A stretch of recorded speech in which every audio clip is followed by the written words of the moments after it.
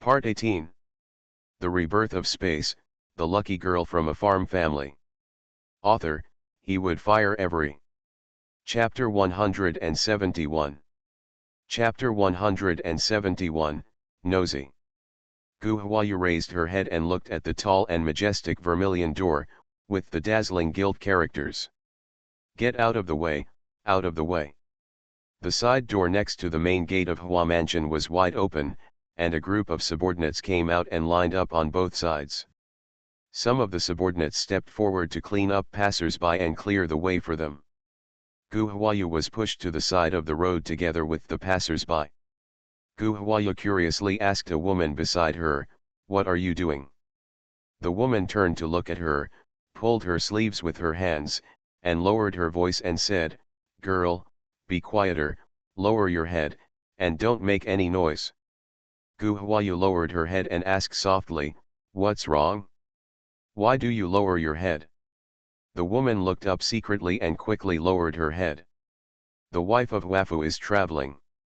If a beautiful girl like you is seen by her, she will be in bad luck." The woman reminded her kindly. "Oh, why?" Guhuayu became even more curious. The woman glanced left and right, leaned closer to Guhuayu, and said, "It is said that the leader of the Hua Mansion likes beautiful women, but his wife is average looking." Guhuayu nodded clearly. "Oh, I understand, Madam is jealous." The woman nodded and reminded, "Girl, please keep your voice down." Guhuayu asked, "Isn't the commander dead?" "Madam is still jealous." The woman hurriedly took Guhuayu's hand and looked around in panic. "Girl, don't talk nonsense, be careful of getting into trouble. The one who died was the previous commander, and the current commander is the son of the old commander." Guhuayu nodded clearly. "Oh, so that's it? Does Madame Lu of Hua Mansion always travel in such a big way?" The woman raised her head and sighed. "No, looking at the guards heading towards Yulon Lane to clean up people, I'm afraid the girl from the Chen family is going to suffer again." "Oh? Miss Chen?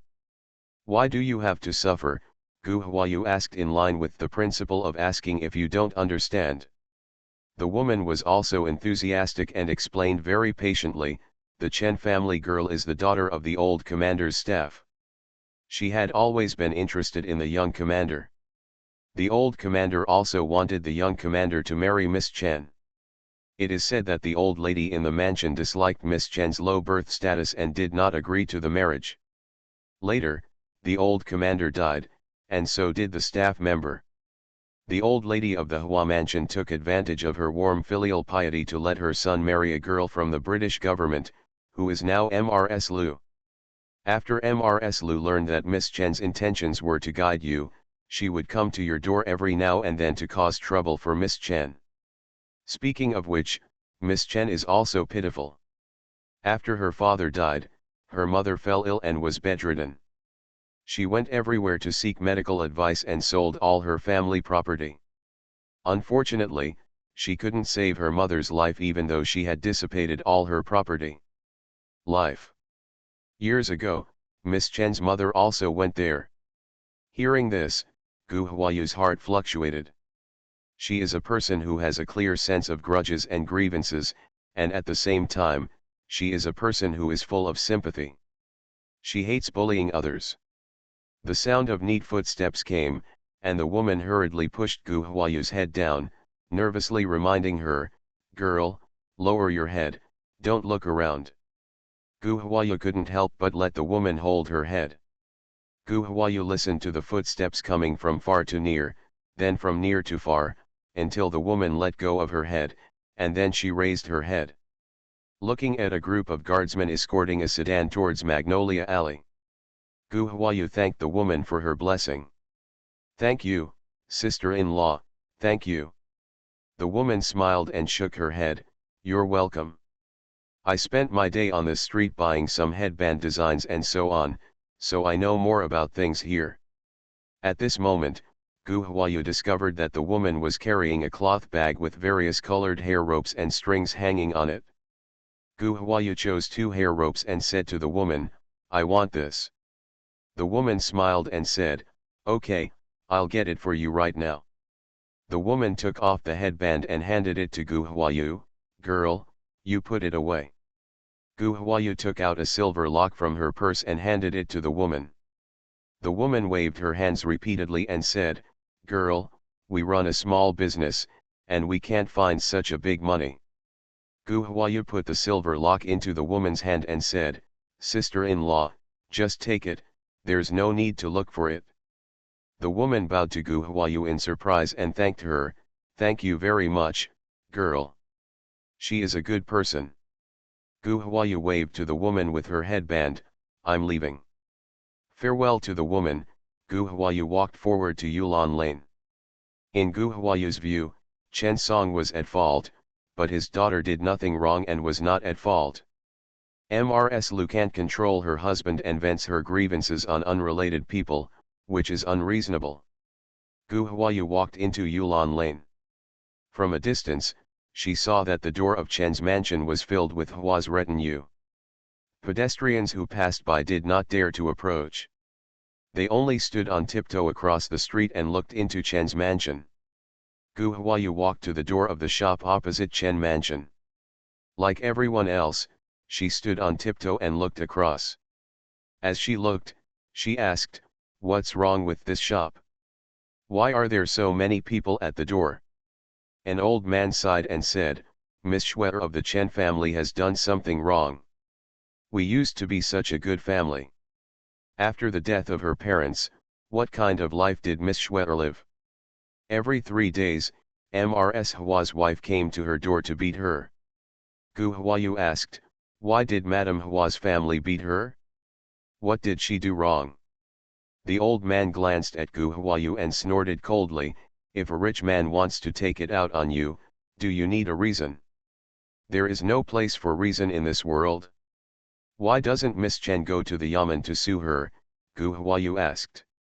The old man sneered, Where can we be reasonable?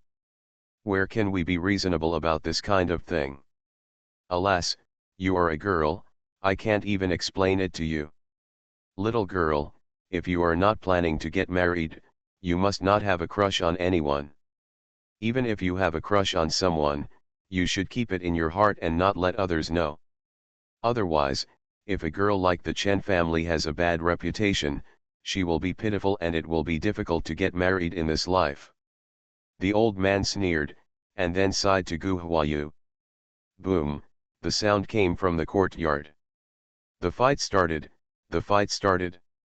The man in green clothes next door stood on the counter, standing on tiptoe, looking and talking. The people below looked at the man in green and asked, Who is fighting with whom? Miss Schwetter and the wife of Huafu.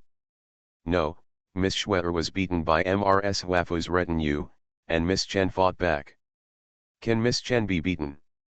How can we win with so many retinues? It's hard to beat them with both hands. Even if Miss Chen knows some kung fu, it's hard to beat her, right? Hey, Miss Schwetter is such a good person, reasonable, kind and sensible, how could such a thing happen to her? Miss Schwetter knocked down 2 of them. It was no longer possible. A group of subordinates rushed up. Miss Schwetter was afraid that she would suffer a loss, the man in Xingyi explained nervously. Gu Huayu lowered her head and saw some pebbles on the ground. She bent down and grabbed a handful, pinched them in her hand, and then threw them towards the retinue at the door. The guard at the door was hit by a stone. He turned around in pain and yelled, Who is it? There was chaos outside the house. He looked around nervously without being hit. He shouted, Who?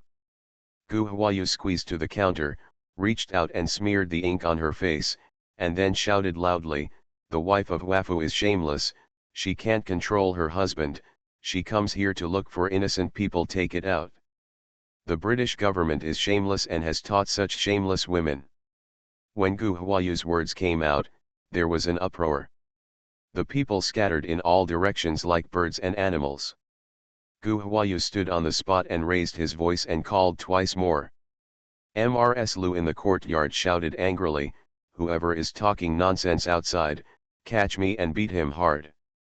The retinues chased after her, and Gu Huayu ran while shouting, "Mrs. Lu is shameless, the best in the world is shameless, the British government is shameless, and those who have advantages and deceive others are shameless."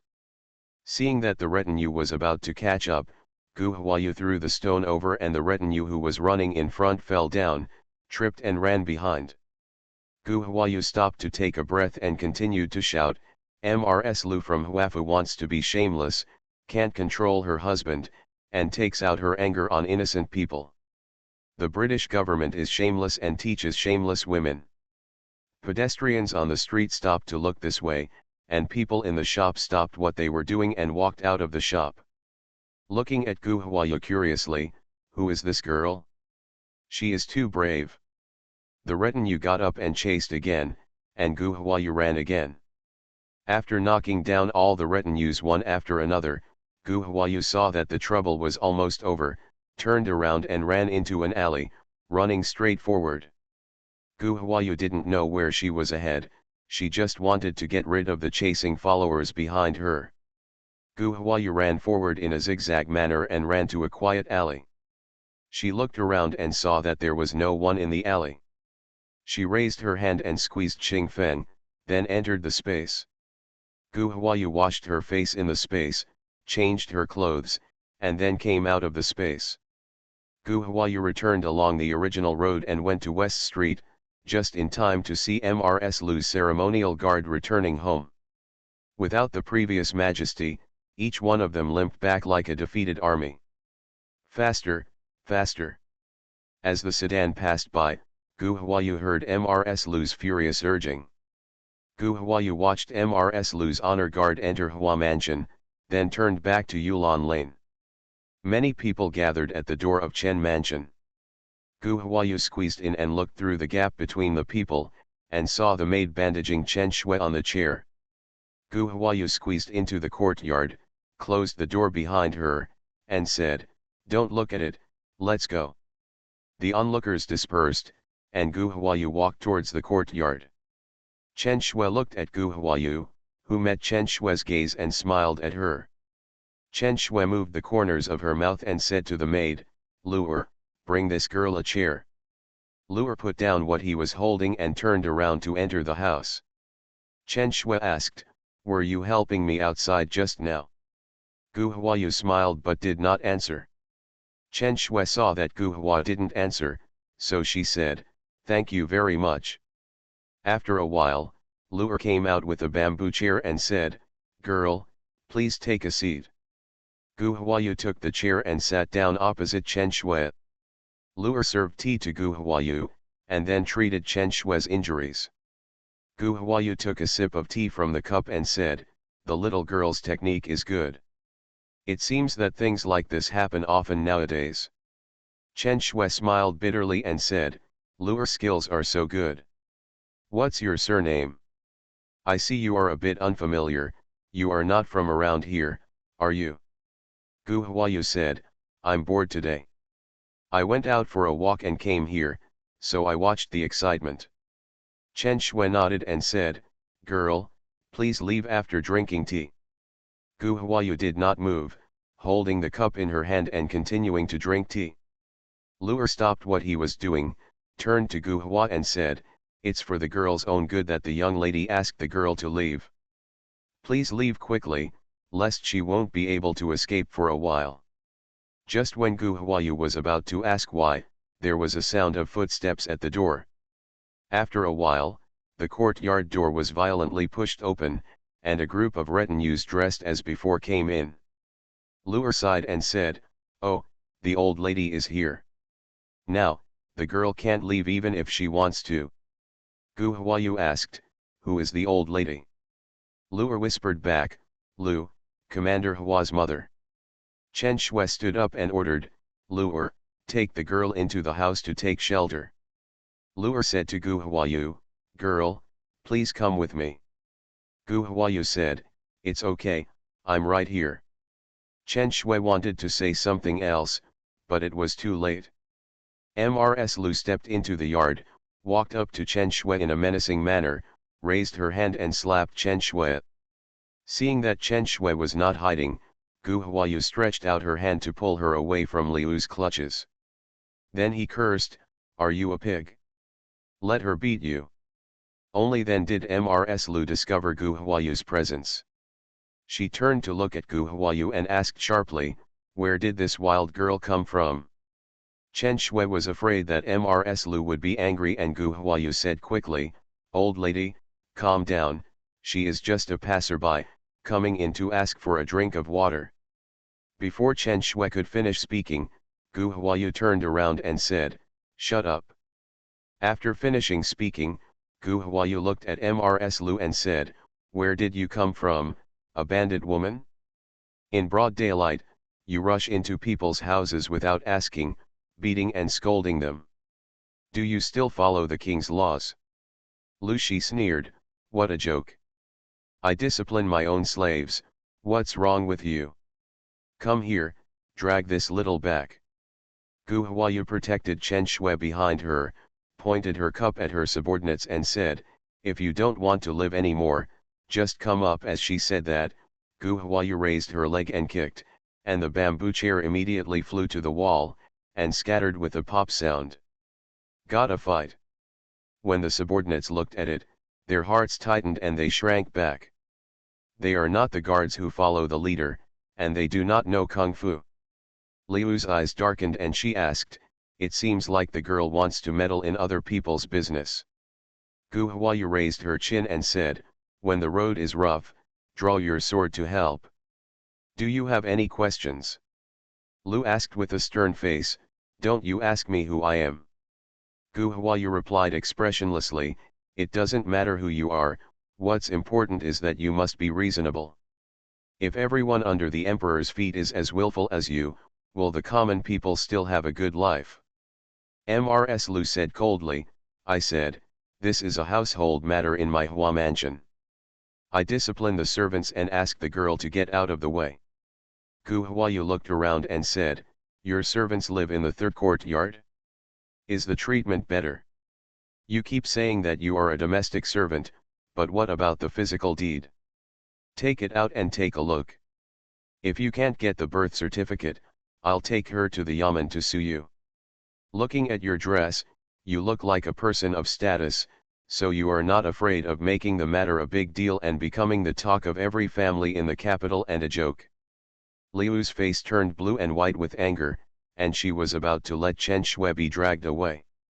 Gu Huayu said first, "Don't think about dragging people away just because of the large number of people. I tell you, as long as I'm here, you can't do it today. There are only a few of you, and there's nothing you can do to me. Unless, let your Xianqing the security guard is here."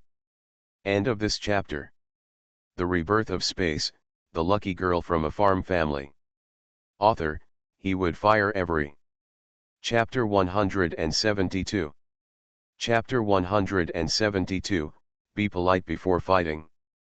At the last sentence, Gu Huayu leaned towards Mrs. Lu and spoke in a very low voice, so low that only Mrs. Lu could hear it. After hearing this, Mr. Liu's face changed drastically and asked, "Who are you?" Gu Huayu said, "Nosy people." Mrs. Lu stared at Gu Huayu closely, and Gu Huayu met her gaze without any fear. Lu was defeated and turned to glare at Chen Shui, who was beside Gu Huayu, and said to her servants angrily, "Let's go." Lu came with the people like a gust of wind and dispersed like the wind. After the people from Huafu left, Lu looked at Gu Huayu with admiration, and then said to Chen Shui, "Miss, if you are like this girl, the people from Huafu will not dare to bully you." Chen Shui thanked Gu Huayu and said, "Thank you very much, girl, for your help." Gu Huayu said to Lu, "Go and get a chair." "Okay." Lu walked into the room and picked up a chair. Chen Shui handed over the chair she was sitting on. "Girl, please sit down first." Gu Huayu was not polite and sat down. Lu came out with a chair and placed it opposite Gu Huayu. "Miss, sit down." Chen Shui sat down and said to Lu, "Make the girl another cup of tea." Lu bent his knees and responded. Gu Huayu stared at Chen Shui's face and asked, "You are not a servant of the Hua family?" They came to bully you. Why didn't you resist? Gu Huayu noticed a wave of simmering emotions in Chen Shui's eyes. Sure enough, Chen Shui lowered her eyes and said calmly, "What are you resisting? What the old lady said is the truth. Fact. Could it be that what I understood was wrong?" Gu Huayu frowned and said, "What the old woman said is the truth? What truth? You are really a slave of the Hua family." Chen Shui leaned back, looked into the distance with empty eyes, and replied slowly, "My father is gone, and before I can recover from my sadness, Mrs. Lu married into the Hua mansion. Soon, Mrs. Lu came to look for trouble, so I kicked her out. Then, the old lady came to the door. I wanted to kick the old lady out, but my mother-in-law held me back and prevented me from contradicting the old lady and asked me to apologize to the old lady. I don't understand why my mother-in-law did this. After my father left, my mother-in-law fell ill. I was afraid of making her angry, so I had to do it. From then on, I became Mr. Lu's punching bag. Whenever people from Huafu came to make trouble, Anyang would only plead for mercy and admit her mistake. Until she left, she told me many things." Chen Shui stopped and looked back at Gu Huayu. Gu Huayu looked at Chen Shui quietly. Chen Shui smiled bitterly, and then said, "At that time, I realized that my family was once a slave of the Hua mansion." Gu Huayu did not answer the call. Chen Shui looked away again, twitching the corner of her mouth, and laughed at herself. "I am the daughter of a domestic slave, and I am a slave. The master wants to beat, scold, and humiliate me, but what can I do if I don't?" Gu Huayu said, "Isn't your father a staff member of the Hua mansion? Your family has long been out of humble status, and Mrs. Lu does not have your title deed." Chen Shui looked at Gu Huayu and said with great pain, "I would rather never leave my country." Gu Huayu asked in confusion, "Why is this?" Chen Shui blurted out, "I would rather not get what I get from judging the Lord." After saying that, Chen Shui collapsed and cried bitterly. Lu'er saw Chen Shui crying and advised at a loss, "Miss, don't be sad." Chen Shui cried more and more sadly. Perhaps these things had been kept in her heart for too long. Once they were released, they would be overwhelming like a mountain torrent. Lu'er turned to look at Gu Huayu and said apologetically, "Girl, I'm sorry, Our Lady is not angry at you, she is too sad." Lu'er explained, stepped forward, hugged Chen Shui and comforted her, "Miss, just cry. It will be fine if you just cry." Lu'er comforted Chen Shui while crying. Gu Huayu looked at the two people hugging each other and crying, and didn't know what to say. Gu Huayu sat alone for a while, then got up and left. Coming out of the Chen mansion, Gu Huayu was in an extremely low mood and walked forward aimlessly. The image of Chen Shui's collapse and despair always flashed in her mind. Tired of walking on the street, Gu Huayu saw a Nan restaurant in front of her, went in and found a seat by the window, and ordered a braised fish, a plate of palace-baked chicken, and a bowl of rice. The waiter put the melon seeds on the plate, and Gu Huayu was too lazy to knock them. She drank tea from the cup and was in a daze. Soon, the waiter brought the dishes.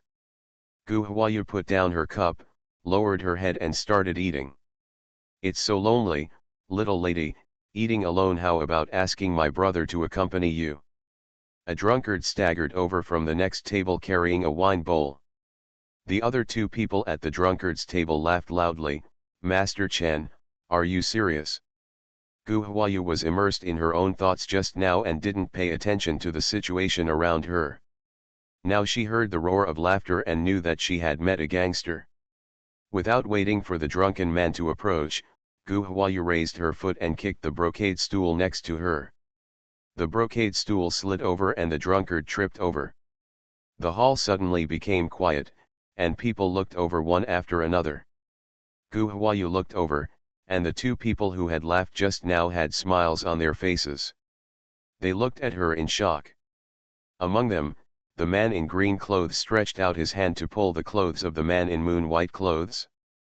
Mr. Chen Ir-yi was knocked painfully by the chair. He was mostly awake from the wine. When he got up from the ground, he saw everyone looking at him. Under the gaze of everyone, I suddenly felt humiliated. Angry and angry, she pointed at Gu Huayu and cursed, "Little whore, I think highly of you and that's why I talk to you. Damn you, think of yourself as a fairy." Gu Huayu raised her hand and threw the fish on the plate towards Mr. Chen. Before Mr. Chen could finish speaking, his mouth was blocked by the flying fish, and his face and body were covered with sauce. Everyone touched their mouths after seeing it, as if the fish was stuffed into their mouths. The man in green clothes who was sitting at the same table with the drunk man saw something was wrong and said to the man in moon-white clothes, "Let's leave quickly." The man in white clothes nodded, took out the silver from his purse and put it on the table, then stepped back together with the man in green clothes. Gu Huayu pretended not to notice and allowed the two of them to leave. The drunk man pulled out the fish from his mouth in shock and shouted at the servants behind him, "Are you dead? Beat me hard, beat this to death." The people at the two tables closer were so frightened that they stood up and backed away, while the people far away stood on their chairs and looked this way. This little girl is not simple at first glance. I am afraid that the second master of the Chen family will encounter some tough problems this time. Chen Ir-yi will cause trouble if he drinks alcohol. It's better to limit alcohol in moderation. Who says it's not? The shopkeeper saw something was wrong and asked the waiter to come over and stop the fight. When Mr. Chen's servants rushed over, several of them stopped him with smiling faces and said, "Brothers, please calm down." The shopkeeper walked to Mr. Chen's side, hunched over, and said with an apologetic smile, "Master, please calm down, let's." Second Master Chen raised his hand to push the shopkeeper away, pointed at Gu Huayu and said, "Kick this out of here." The shopkeeper sighed inwardly. He didn't know how to get down even if he was given the steps. There is nothing he can do if he is so stupid. With an embarrassed look on his face, he said, "Second Master, please calm down. We, the eldest men, don't have to get angry with the little girl's family. Let's go, let's go. I'll ask Second Master to go to the private room and give him the best." The shopkeeper said as he reached out to pull Mr. Chen. How can Mr. Chen not see the potential? He is losing face. The shopkeeper came to the rescue, and he followed the shopkeeper half-pushingly, cursing and yelling, "This stinky owes you everything. Look at her, she's throwing this at me. Today, I'm not looking out for you, shopkeeper, come on, I have to beat her to death. This stinky bitch." Bang, Gu Huayu put the bowl on the table heavily, and then slapped the chopsticks on the table. The shopkeeper and Mr. Chen were both shocked and turned to look at Gu Huayu. Gu Huayu stood up, raised her chin, and said to Mr. Chen with a half-smile, "Don't you want to accompany me?" "Okay, I agree, come here." Master Chen looked at Gu Huayu and couldn't help but shudder.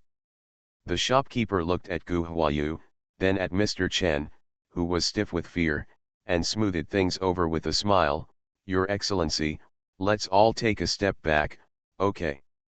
Take a step back and the world will be brighter, and harmony will bring wealth, right? Give me a small portion of thin noodles. This matter is over for now. The meal money for the two of you will be waived, okay? Meal money?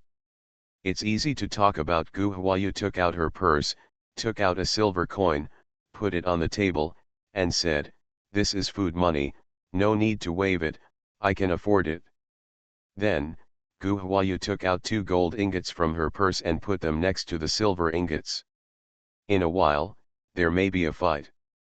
If there is a fight, there will inevitably be damage. This is money to compensate for the damage to the items in the store. Hee, you girl, I haven't seen you for a few years, but you are still so particular about a fight. If you want to fight, just fight, okay? We'll settle it after the fight." Everyone looked towards the second floor in search of sound. Someone whispered, "Isn't this the second young master of the Li family? Who is he? I just said this girl is not simple. Look, she knows Mr. Li." Judging from Mr. Li's expression, the relationship between the two is very shallow. Gu Huayu glanced at Li Tao and saw that he had grown a lot taller and more handsome after not seeing him for a few years. Gu Huayu crossed her arms and said, "There is no way. Once a habit is formed, it is difficult to change it. People must be reasonable. Be polite before fighting. There is no harm in being more polite." Li Tao came down from the second floor while shaking his folding fan and said as he walked, "You are right. Why did this person offend you?" When Mr. Chen Iryi saw Li Tao, his face turned ashen and his whole body was trembling. When Li Tao reached the first floor, Mr. Chen plopped down and knelt down in front of Li Tao. "Second master, I am ignorant of Taishan. I deserve to die. I just offended this young lady. I deserve to die for the sake of second master, for the sake of my relatives, please spare me. I deserve to die." Chen Iryi ordered several people to die one after another. Li Tao's eyes hurt when he saw them, so he raised his foot and kicked Chen Er. "I think you deserve to die."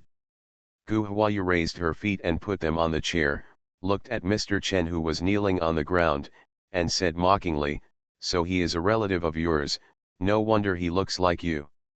Li Tao made a face, glanced at Mr. Chen, and asked, "Who are you?" He only heard the sentence "damn it" and didn't remember the other sentences. Mr. Chen lowered his head and replied, "I am from the Chen mansion in Nianfeng Lane." "The Chen family in Nianfeng Lane?" Li Tao asked. Master Chen nodded repeatedly. The shopkeeper hurriedly tried to smooth things over and said, "Hey, the flood has washed away the Dragon King temple. We all know each other." Li Tao glared at the shopkeeper, who swallowed back his words. Li Tao looked at Gu Huayu and asked, "What's wrong with him? What? You want to vent your anger on me?" "No need, I can do it myself," Gu Huayu replied.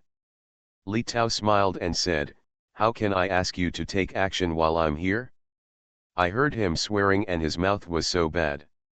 I guess his words disgusted you, right? In this way, I ask someone to take him down. His mouth, isn't it smelly? How about asking them to take him to the Tianxiang pond in Daeika to soak in it for half a day? The Tianxiang pond in Daeika is a chemical fertilizer pond that is full of stinking odor." Someone heard this and immediately became nauseated. Seeing everyone's expressions, Gu Huayu roughly guessed what Tianxiang pond was. So he said, "Half a day can't be less than a moment." Li Tao said with a smile on his face, "I will make people stare at me, and I promise not to miss a moment." "You still can't trust me?" Gu Huayu nodded. "Since Mr. Li said so, let's do it." Li Tao glanced at Quanzi, the boy next to him, still stunned. "Why don't you take him away quickly?" Quanzi hurriedly leaned over, turned around and ordered, "Hurry, take him down." A group of guards came forward and took Mr. Chen away. Mr. Chen was reduced to a puddle of mud and allowed to be dragged out without saying a word the whole time. Gu Huayu turned around and walked out. Li Tao hurriedly followed. "Auntie, wait for me." The shopkeeper wiped his sweat, saw the gold and silver on the table, and hurriedly shouted, "Miss, your money." Gu Huayu said without turning her head, "I would like to invite everyone present to have a meal." The shopkeeper raised his voice and said, "Thank you, miss." Someone stood on tiptoe to look out and asked curiously, "Which lady is this? She's so generous. How can a person who brings gold when she goes out for shopping be an ordinary person? She must have a lot of background. Didn't you see that even the Demon King Li Iryi treats her with respect?" Li Tao chased him out. "Xiao, wait for me." Gu Huayu turned around and glared at Li Tao, and said, "Call me Gu Huayu." Okay, Gu Xiao. When did you come to the capital?" You are so uninterested that you didn't even say a word to me when you arrived in the capital. If I hadn't gone out to eat today, I wouldn't have known you were in the capital. Li Tao began to think casually. Gu Huayu turned her head to look at Li Tao and asked, "How did you recognize me after 4 years of not seeing me?" Li Tao met Gu Huayu's gaze and asked, "Is it difficult to recognize you? Have you changed?" When Li Tao said this, he stopped and looked Gu Huayu up and down, nodded and said, "Well, there are changes. She has grown taller and is more beautiful. However, the aura when you want to beat someone and the problem of trying to reason with people before beating them have not changed at all. The way you acted just now is very similar to the way you beat me back then." Gu Huayu smiled dryly and asked, "Did I beat anyone back then?" Li Tao raised his hand and touched the back of his head and said with a smile, No, I made a mistake. Back then, you tried to reason with me and extort money from me. You were a broken monkey. You asked me for 10,000 taels of silver and asked my brother to punish me by copying books for a few days." Li Tao settled an old score. Talk about old things, the corners of Gu Huayu's mouth turned up, and she listened to Li Tao's chatter as she walked. The two of them walked forward side by side, one talking and the other listening. Gu Huayu turned around and saw Kwanzaa leading the horse to follow, and said to Li Tao, "Where are you going?" Li Tao turned around and glared at Kwanzaa. Hanzi innocently looked up at the sky. Gu Huayu looked at the master and servant, smiling and waiting for Li Tao's reply. End of this chapter. You are listening to Novels at Bless Up channel. Wish you happiness and luck. Please subscribe to receive new novels. How do you feel about this novel? Please like and leave a comment. The Rebirth of Space, the lucky girl from a farm family. Author, he would fire every. Chapter 173. Chapter 173. There is no doubt that it is her. Li Tao said, "I was extremely bored, so I went out for a walk. We happened to meet each other. How long did it take for you to arrive in the capital? How about I take you for a walk? How about it?" Gu Huayu looked up at the sky and said, "Let's make another date. I've been out for too long today and I have to go back. Let's make an appointment another day." Li Tao wanted to let Gu Huayu go shopping because it was still early, but he was afraid that Gu Huayu would refuse, so he nodded and said, "Okay, where do you live? Where can I find you someday?" Gu Huayu didn't want anyone to go to Zhuangzi, so she said, "I just arrived in the capital and my residence has not been decided yet." "Li's residence is at Baikang Gate, right? I'll come find you another day." "Okay." Gu Huayu blurted out the address of her house, which made Li Tao very happy. He nodded and said, "Okay, you must remember to come and find me. Once you decide on a place to live, have someone send a post to my house first." Gu Huayu nodded, "Okay, I've decided on a place to live, and I'll have someone deliver a letter to you." After saying that, Gu Huayu waved to Li Tao, turned and left. After saying goodbye to Li Tao, Gu Huayu returned to Minjiao Pavilion on Yongchun Road. Lu Guang saw Gu Huayu coming in and greeted him, "Miss." Gu Huayu nodded towards Lu Guang and said, "Prepare the car and ask someone to take me back to Zhuangzi." Lu Guang leaned forward and said, "Yes, miss, wait a moment, I will make arrangements right now." Gu Huayu returned to Minjiao Villa, first went to greet Wan and Gu Dichang, chatted with them for a while, and then returned to the study. Huada and Sui'er were already waiting in the study. When they saw her entering the room, they stood up to greet her. Gu Huayu nodded and motioned for the two of them to sit down. Gu Huayu looked at Huada and asked, "How is it? Have you found out?" Huada bowed and replied, "I found out, the title deed of that land is now in Huaruiming's hands. Huaruiming has a big business now, so he may not be able to sell the land." Gu Huayu put her hands on the armrests, leaned back and thought for a while, then said, "Go and find out Huaruiming's preferences, and then make a plan to get the land deed. Huada's eyes lit up, he nodded in agreement and said, "Miss, there are still many ways." Gu Huayu looked at Sui-er, "Is the house tidied up?" Sui-er leaned over and said, "Well, everything is packed. I've asked Wang Qin to take Zhang Dongsheng and the others there first. We can move in directly tomorrow. It's just that the teacher who teaches Qi is still 2 days late. Mr. Feng has not returned from traveling and said he will return to Beijing in the next few days." Gu Huayu nodded and said, "There's no rush. Brother Qi has just arrived in the capital. Let him get used to it for a few days. Tomorrow you can take Brother Qi and Dezhuang around the capital." Sui-er nodded in agreement, "Okay, I understand." Gu Huayu took a sip of tea and then said, "Today I went to Magnolia Lane." Huada and Sui-er looked at Gu Huayu in surprise, waiting for her to continue. Gu Huayu told the two of them what happened today. Finally, he said, "It seems that Chen Shui is not doing well." Huada clenched his fists and lowered his head. Sui-er glanced at Huada, turned to Gu Huayu and said, "I have discussed this with Brother Zhe many times. Why would Chen Song betray me when I am such a good person? Now it seems that it's time to leave the country." Chen Song treated Sister Gihua very well. After Sister Gihua gave birth to Shui, he treated Sister Gihua even better and doted on Shui as much as his life.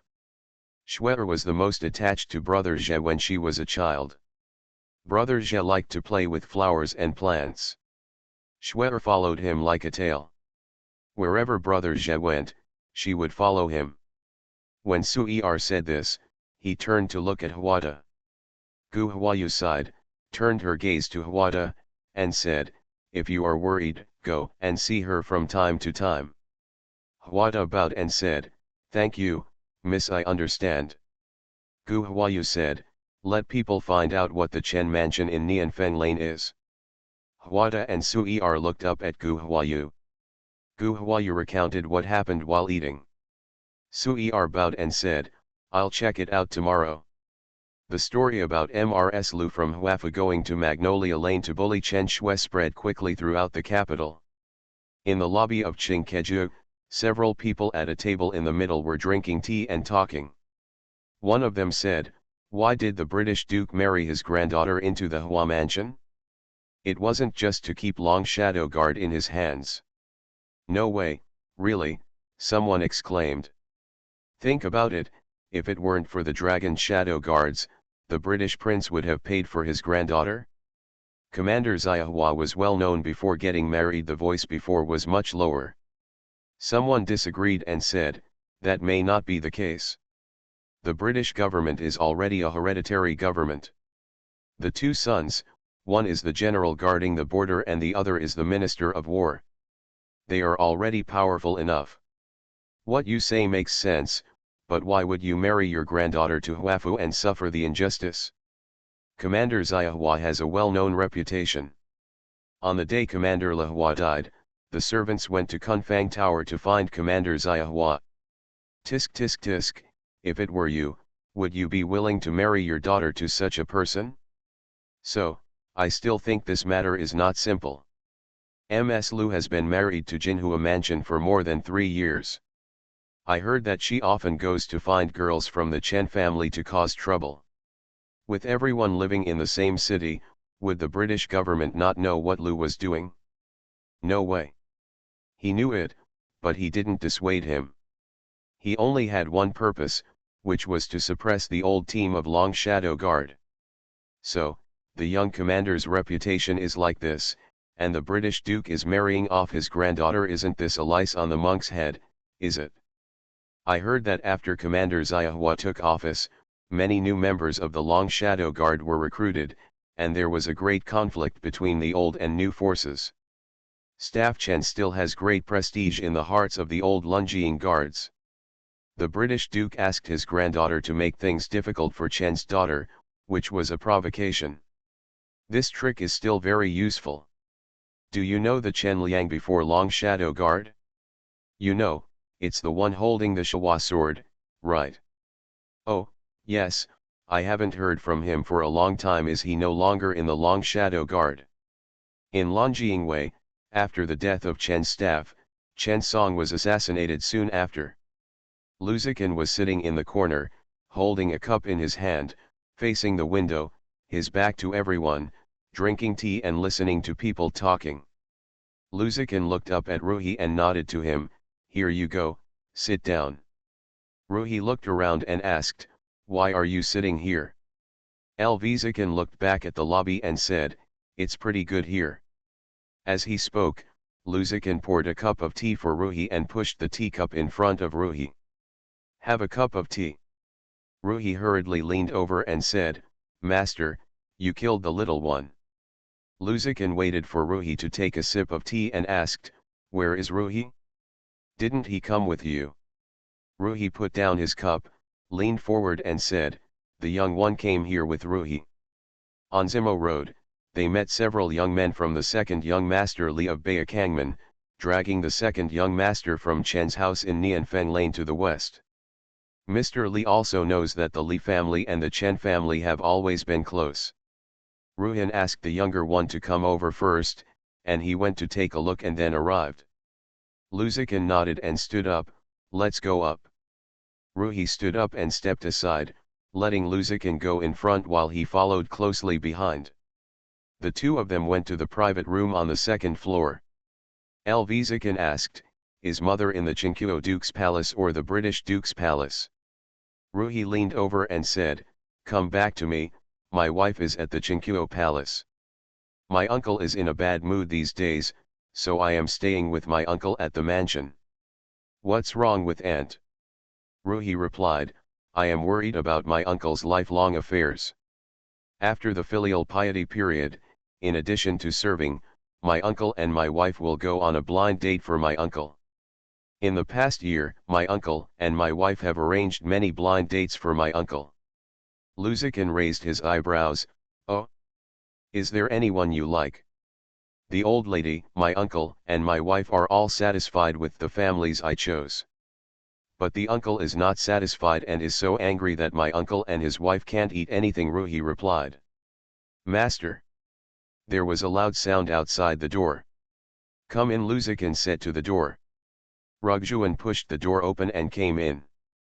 After greeting Lu Zikin, he extended his fist towards Ruhi.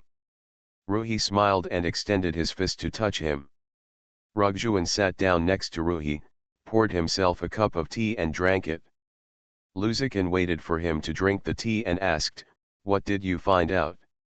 Rugjuan leaned forward and said, the matter of the second aunt and grandma has spread a lot, and the current remarks are very unfavorable to the Duke of Guo. The Duke of Guo is furious in the house. Second auntie was wronged in Magnolia Lane, so she went back to Hua Mansion, changed her clothes, and then returned to the Duke of Guo's palace. She happened to catch the Duke of Guo losing his temper, and was punished by him to kneel in the ancestral hall. The younger one asked a few servants and said that the second madam and the old madam had always known about the second auntie's visit to trouble Chen Shui, and they didn't think it was inappropriate. He also said that my uncle was doing random things outside, and my second aunt and grandma were unhappy, so there was nothing wrong with finding someone to vent her anger on. The old lady interceded for the second aunt and grandma, but was scolded by the Duke of the country. When the younger one returned, the old lady was breaking things in Rong'an Hall. Everyone in the house was trembling with fear. The servants did not dare to show their anger for fear of offending the Duke and the old lady. Lu Zikin looked at Ruhi, after Wenda got married, are you still making trouble outside? Ruhi nodded and said, after Commander Hua left, the Duke of Guo personally went to the Hua Mansion to express his condolences. It is said that the Duke of Guo had a secret conversation with Mrs. Lu and my uncle for half an hour. After the Duke of Guo left, Mrs. Lu asked Mrs. to go to the Duke of Guo's house to propose marriage. The younger brother found out about it from Ansu, who was with his uncle. The uncle promised to marry the second aunt's grandma and not take concubines within 5 years, but the second aunt's grandma was not allowed to interfere with the uncle's visit to Huanlu. Rugjuan took the words and said, It's true that my uncle and his second aunt have never dealt with each other since they were young, and they even got together as a couple. It's no wonder that they became enemies. Ruhi nodded and said, but who is venting his anger on the Chen family girl today? In recent years, second aunt grandma has been able to do whatever she wants in Hua Mansion with the connivance of Mrs. Liu. It is common for her to vent her anger on Miss Chen, but what happened today has never happened. Rugjuan thought of the girl who was guarding his shortcomings at the foot of Cin Temple, frowned and asked, even if Chen Song dies, will there be no one left in the Chen mansion? Will everyone just watch others bully their master? Ruhi sighed and said, it's not like you don't know the temper of my second aunt. What's more, Mrs. Liu is conniving at it. Who dares to stop her? Chen Liang, who was beside Chen Song, injured the second aunt's grandma's men and was poisoned to death 2 days later. There was also Deng Jiao who was suffering from cartilage dispersion. He stood up and said a few words for Miss Chen, but the second aunt's grandma said that he had committed adultery with Miss Chen and was beaten to death. You say, who dares to speak for Miss Chen? Rugjuan's scalp felt numb when he heard it. Why is second auntie's grandma like this? Ruhi spread his hands and said, who knows? In the past, I only knew that she had a bad temper, but I didn't know that she was also ruthless. Sir, there is news about Dr. Gu. Yuan opened the door excitedly and came in. Luzikin stood up suddenly, stared at Yuan, and asked urgently, where did you get the news? Where is the person? Yuan wiped his sweat, took a breath and continued, I found out about it from Mr. Li's servant. Mr. Chen Iryi from Nianfeng Lane offended a girl. In order to calm the girl down, his father asked a few of them to take Mr. Chen Iryi to the Tianxiang pond in Daeika to soak for half a day. The younger one asked which house the girl came from. The boys all shook their heads and said they didn't know. They only heard his father say that he hadn't seen the girl for several years and that she was so particular about a fight. After listening to the boy's story, the young man had no doubt that this person was Dr. Gu. However, when I rushed to Wang Jianan restaurant, Dr. Gu had already left. The young man asked the shopkeeper, who said that the girl had a red mole on her right earlobe, and Dr. Gu also had a red mole on his right earlobe. Luzikin nodded happily and murmured, that's right, it must be her. Rugjuan looked at Luzikin and asked, is it Dr. Gu who vented his anger on Miss Chen today? Ruhi shook his head, you can't, right? Dr. Gu doesn't have a good impression of Chen Song. Luzikin said to Rugjuan, go to the Chen mansion and have a look. Rugjuan bowed and responded, okay, I'll go right away. Luzikin stood up and said, let's go back to the British Palace, and then go to the Qingqiu Palace tomorrow. A few days after Gu Huayu's family moved to Wutong Lane, Wan Qi clamored to return to Zhuangzi. Gu Chengwan said with a smile, third aunt is really a hard worker and cannot be blessed. Wan said, it's really hard to live here all day long eating and sleeping. I would rather live in Zhuangzi and visit the fields every day. It's easy to pass the time. Gu Dichang smiled and said to Gu Huayu, Xiao, your mother and I are used to doing the same thing, and I feel uncomfortable when we are free. We will go back to live in Zhuangzi, and you brothers and sisters will live in the city. You have time, come to Zhuangzi and stay for 2 days. We missed you and came into town to see you. Do you think this is good? Gu Huayu couldn't resist, so she had to nod her head and let Qingyu send Gu Dichang and Wan back to Zhuangzi. Having just sent away my father and mother, a servant came in and said, Miss, there is Mr. Li outside the door who wants to see you. Gu Huayu was stunned for a moment, then turned and walked to the door. She saw Li Tao leaning against the willow tree, turning the riding whip in his hand, and looking at her casually. How did you find yourself here? Gu Huayu asked. Li Tao stopped what he was doing, stood up straight and looked at Gu Huayu with a half smile, if I don't find it myself, will I wait for you to forget about me? Who said you would write to me when you settle down? Li Tao complained like a resentful woman. Gu Huayu smiled and said, I just settled in and there are so many trivial matters that I forgot about. Let's go in and have a cup of tea. Li Tao raised his head and looked at the sky. Your family is here, and you must not say hello when you come in. I went out after getting the letter. I forgot to bring the gift, and I was empty-handed. I was embarrassed to come. I'll wait for you here. How about we go out for a walk? End of this chapter. The Rebirth of Space, the lucky girl from a farm family. Author, he would fire every. Chapter 174.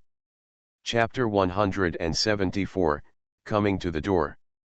Gu Huayu didn't expect that Li Tao still cared about etiquette. She originally wanted to tell him that the adults at home were not here, but then she thought that it would be boring at home, so she simply went out for a walk. Okay. Just wait a moment. I'll go change my clothes and come back. Gu Huayu changed her clothes and came out to meet Gu Chengwan.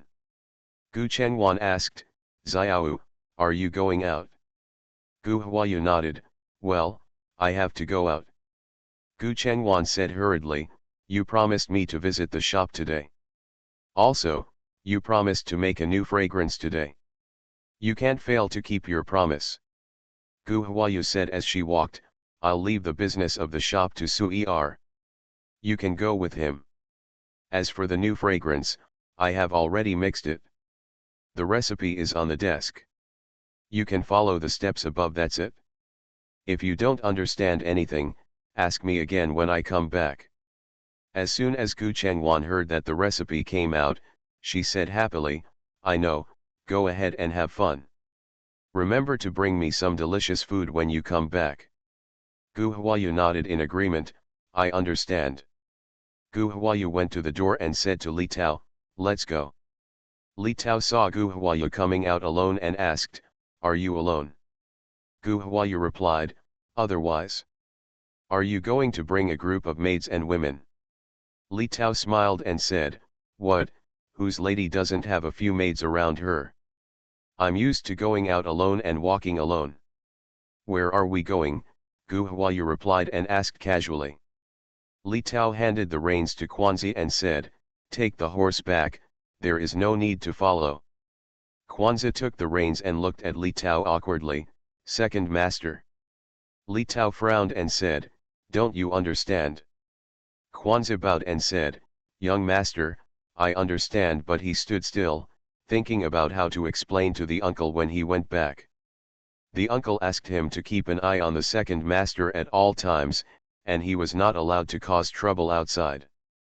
With a troubled expression, Gu Huayu said to Li Tao, let him follow. If anything happens, it would be good to have an errand boy. Li Tao thought about it and said to Quanzi, then follow. Quanzi let out a long breath of relief, bowed to Gu Huayu and thanked her, thank you, Miss Gu. Gu Huayu nodded at Quanzi and asked Li Tao, where are we going? Li Tao looked around, and then said, how about we go to Fanlu? The peonies in his garden are in full bloom. Let's go and enjoy the flowers, and then have lunch at his house. Let me tell you, his Dangtu skill is absolutely amazing at making water mats.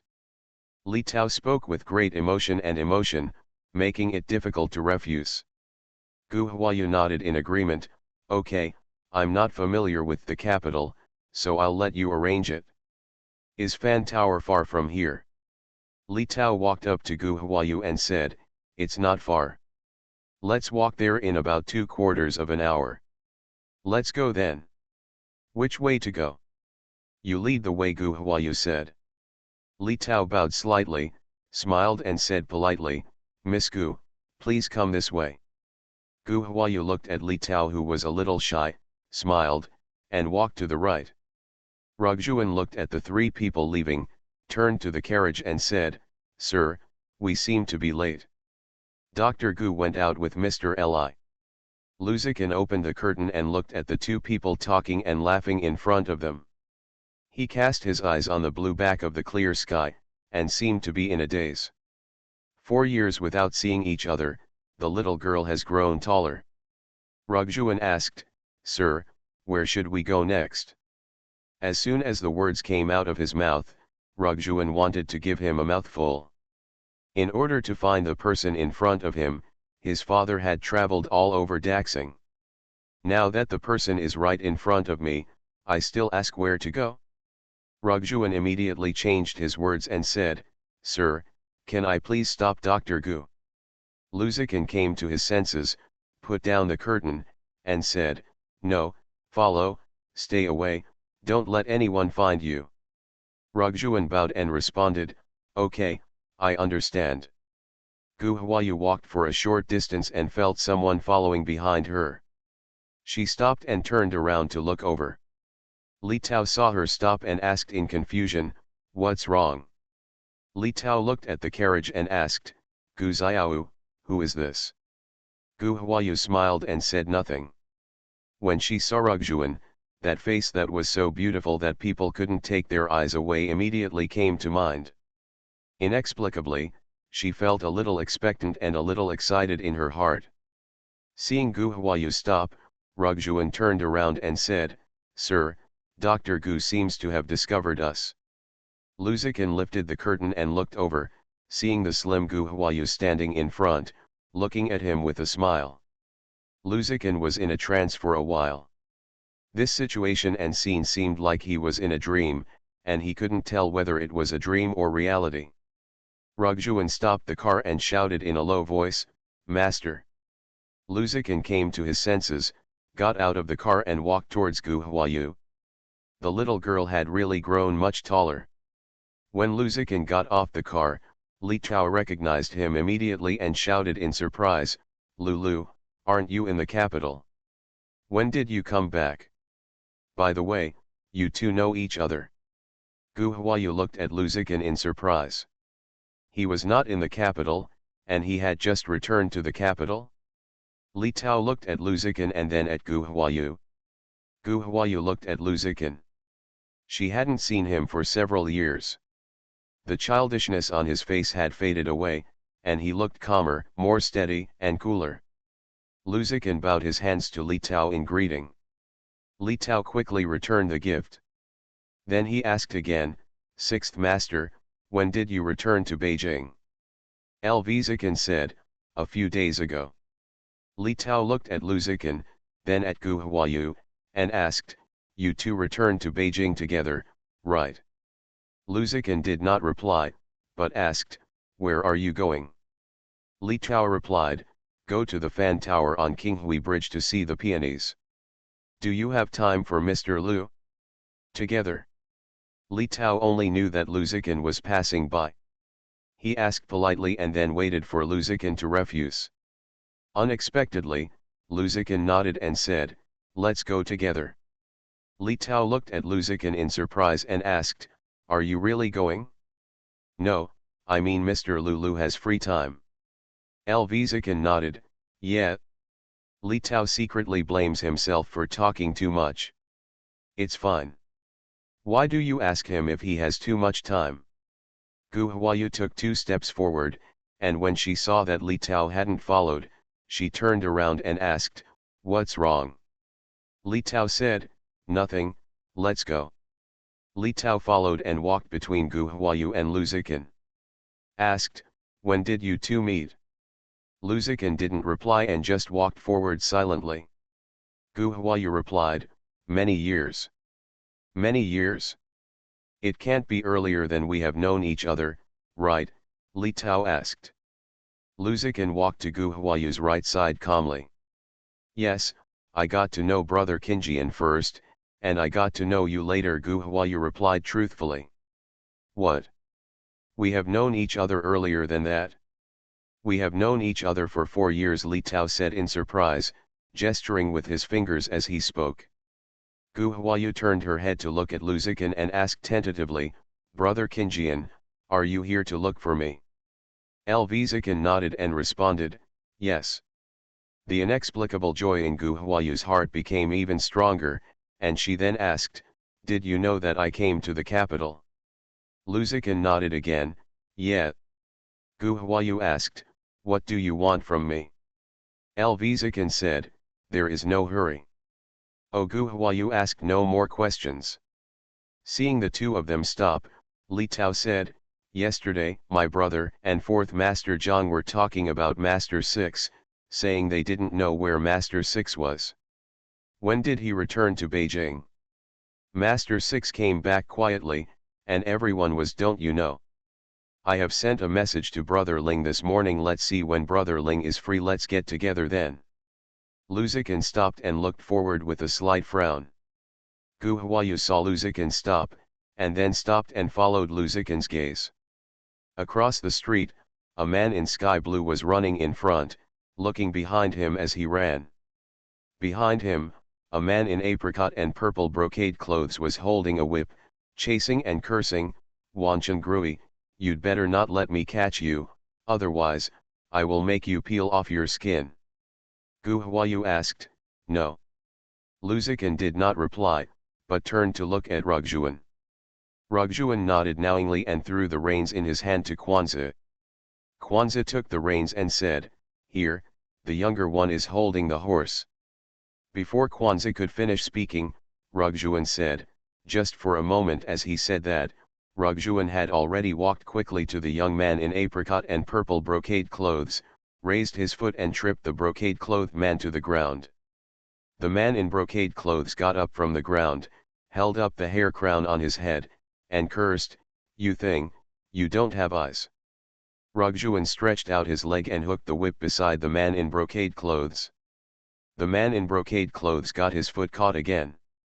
He staggered forward 2 steps, his center of gravity was unsteady and he fell again. Li Tao saw Rugjuan dealing with Wan Changfen, turned around and asked, did Wan Changfen offend you? Lu Zikin shook his head and replied, no. Li Tao turned to look at the embarrassed Wan Changfen, then why are you asking people to embarrass him? Lu Zikin said calmly, it's nothing, I don't like it, I just want to teach him a lesson. Yo, Mr. Lulu has returned from traveling for several years and has become very old-fashioned, Li Tao mocked.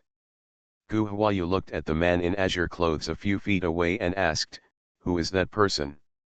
Li Tao followed Gu Huayu's gaze and said, Wanchen Grui, the third young master of Wan Mansion.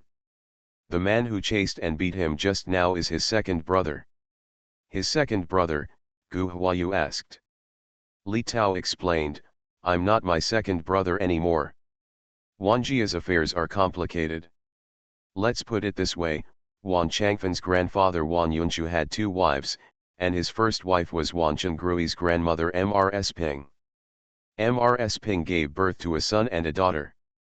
Unfortunately, both sons and daughters died. Wan Changfen's grandmother, Mrs. Shen, married into the Wan family as a common wife and gave birth to 3 sons and 1 daughter. Wan Changfen is the second son of Mrs. Shen's eldest son, Wan Hanja. Under the same roof, different grandmothers are like different mother-in-law, and the house fights in the backyard.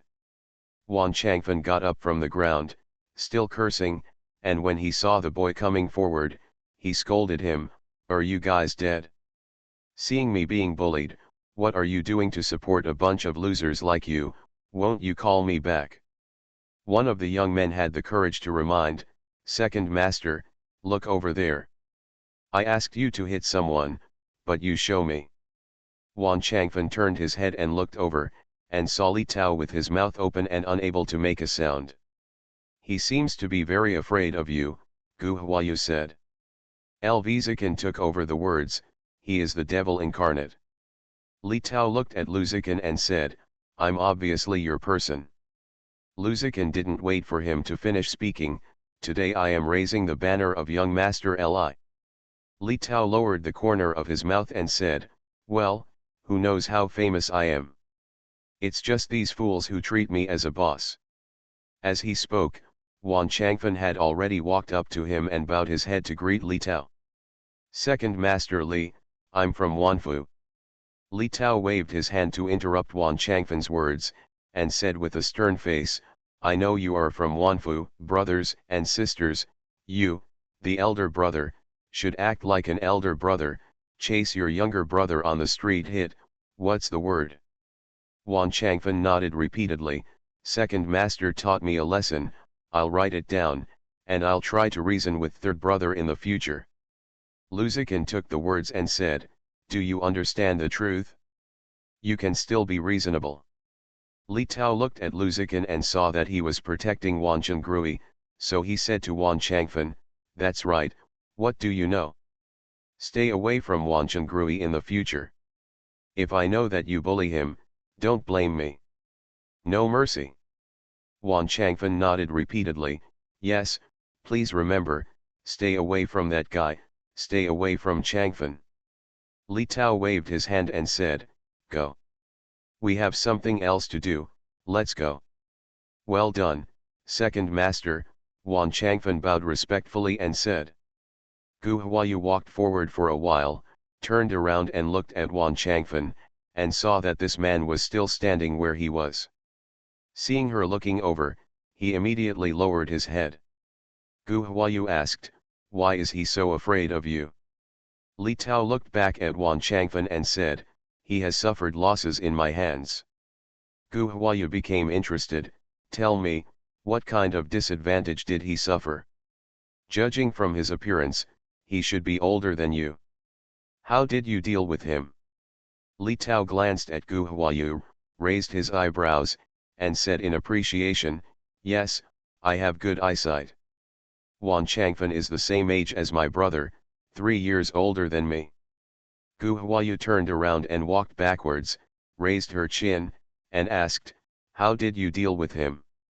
Li Tao secretly glanced at Lu Zikin and saw that Lu Zikin was not looking at him. He turned to look at Gu Huayu and said, it all happened when I was a child, about 7 or 8 years ago. Wanfu and Lifu are both in the south of the city, separated by 3 streets. Are you a boy? He's a bit naughty and likes to play outside. Wan Changfen is older than me, and he has many brothers. The Wan family brothers usually go out together and go in together. Li Tao explained, and then said, we all play together. Wan Changfen makes people listen to him. If they don't listen to him, his brothers will beat them.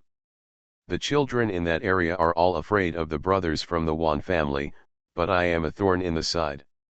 If you want me to listen to you, yes, you have to convince me. If you don't convince me, I won't listen to you.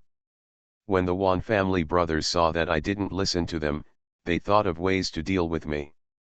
Gu Huayu asked curiously, how old were you at that time? Can you beat them? Li Tao shook his head, are you kidding?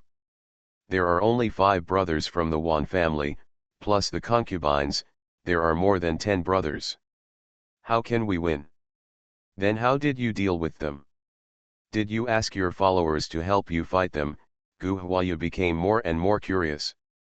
Tch, Li Tao snorted coldly, who doesn't have any followers? If you want others to obey you, you have to do it yourself. You're going to do it yourself? One person can take down a dozen of them. Li Tao looked at Gu Huayu and reminded, walk carefully, be careful not to fall. It's okay, I know, go on. Gu Huayu turned around and walked side by side with Li Tao and Lu Zikin. End of this chapter. The Rebirth of Space, the lucky girl from a farm family. Author, he would fire every. Chapter 175. Chapter 175 The Feast of the Wind. Li Tao continued, he has brothers in his family, and so do I. If I can't defeat him myself, I naturally need to ask for foreign aid. Gu Huayu glanced at Li Tao and asked, what's the difference between this and letting the retinue fight? Besides, will Li Cheng help you fight? Li Tao shook his head, no, my brother looks down on people who use force to solve problems, saying that this is what reckless people do. However, if my brother doesn't take action, you can ask him to use his words. Gu Huayu asked in surprise, you asked Li Cheng to scold someone for you? Li Doubao glanced at Huayu and said, what are you thinking about? My brother has always thought of himself as an upright person since he was a child, so how can he curse others? Then what do you mean by speaking? Li Tao replied, of course I asked my brother for advice. Fighting requires more than just brute force, you have to use your brain. Gu Huayu nodded, that's right. Li Tao looked at Lu Ziqin, who was silent, and said, that day, I went to ask my brother for advice. It happened that the sixth master and the fourth master Zhang were also at my brother's place. My brother reprimanded me, and the fourth master Zhang and the sixth master Lu spoke for me. Give me some advice. Gu Huayu turned to look at Lu Ziqin and said, is it your idea to deal with the Wan family brothers, or was it the Qinjian brother who helped you? That's right, Mr. Lu is known as Little Zudge in the circle. Of course I want to ask Mr. Lu for advice. Gu Huayu turned her head to look at Lu Ziqin and asked, what idea did you give him? After many years, Lu Ziqin vaguely remembered this incident. How could he still remember what he said? Li Tao said enthusiastically, Sixth Master said that only by knowing yourself and your enemy can you be victorious in every battle. He asked me to send someone to find out what the Wan family brothers like, especially what they are afraid of. Mr. Lu also told me that when capturing thieves, capture the king first. When going up to fight with others, surrender the leader first, and the others behind will be fine. Zhang Ziyi told me that the most important thing in a fight is momentum. You must first intimidate the opponent in the aura. Even though I am small, I still have to show the aura of a king. Something like saying that people who are barefoot are not afraid of people who wear shoes. Gu Huayu turned to look at Lu Ziqin and asked, how old was brother Qinjian back then? Lu Ziqin said, I must be 11 or 12 years old, I can't remember exactly. Li Tao took over the conversation, I was 10 years old that year, and Mr. Lu was 1 year older than me. He was 11 years old that year. Lu Ziqin nodded and said, it seems so. Gu Huayu stopped worrying about age and asked, what happened next? Li Tao said, later, I followed Master Liu's instructions and sent someone to find out the news. Wan Changfan's brother Wan Changquan is afraid of snakes, so I sent someone to collect 2 bags of cauliflower snakes. Wan Changfan is afraid of stinky bugs, so I will send people to catch stinky bugs. On the day of the fight, I asked all the brothers from the Wan family to join us, and then we released all the weird things like snakes and bugs. The Wan family brothers were so frightened that they ran away one by one. Since then, they have not dared to provoke me. Gu Huayu looked at Li Tao's arrogance and asked, aren't you afraid of those things? Afraid? How can I not be afraid, especially snakes, they are soft and cold, making people get goosebumps all over their bodies. However, I'm afraid I have to hold back, otherwise, how can I deter them? Li Tao replied. Gu Huayu gave him a thumbs up, you are so cruel to yourself, I admire you. Is this how you became famous in one battle? Li Tao thought for a moment and said, that's right, from now on, I will find a way to deal with anyone who provokes me. I used many methods, and the guiding ideology was taught to me by the 6th master and the 4th master. This is how I became famous and became the devil in the capital.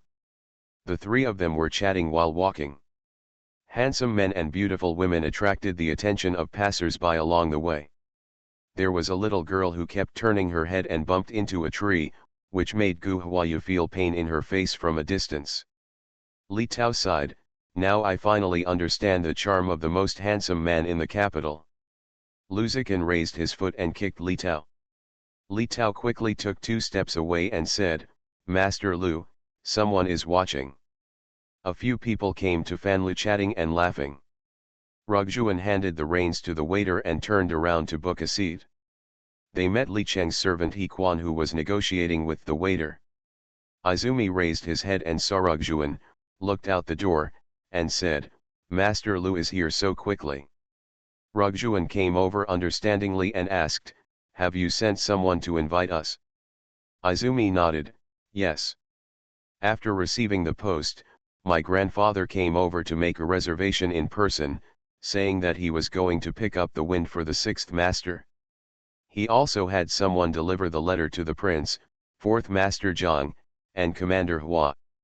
Izumi looked outside and saw Li Tao and Lu Ziqin walking in, talking and laughing. He asked in surprise, "The sixth master came with the second master," he murmured in his heart, "when did Lu Liuyi and his second master become friends?" If Rugjuan didn't return to Hequan, he turned around and went out to report to Lu Ziqin, "Sir, after receiving the post, Uncle Li went to Fanlu to make a reservation. Someone has been sent to the mansion to inform him. Return it to the prince, 4th Master Zhang, and Commander Hua got the letter, can you read it?" Although Rugjuan's voice was small, everyone present heard it clearly. Lu Ziqin looked at Gu Huayu and said, "Li Cheng has made a reservation, are you willing to come with us? King Xian, Si Lang, and Hua Ruiming from Jiangxiang's mansion may be here." Years ago, the 5th prince was promoted to the virtuous king. Li Tao said first, "Gu Xiao lives in a girl's house, so it's not convenient for us to join you. Mr. Lulu, please go and get busy. I'll take Gu Xiao to book another small courtyard." Lu Ziqin ignored Li Tao and looked at Gu Huayu, waiting for her to reply. Hequan knew that Lu Ziqin was with Li Tao and immediately reported it to Li Cheng. Li Cheng heard that Lu Ziqin was with his younger brother and came out in surprise.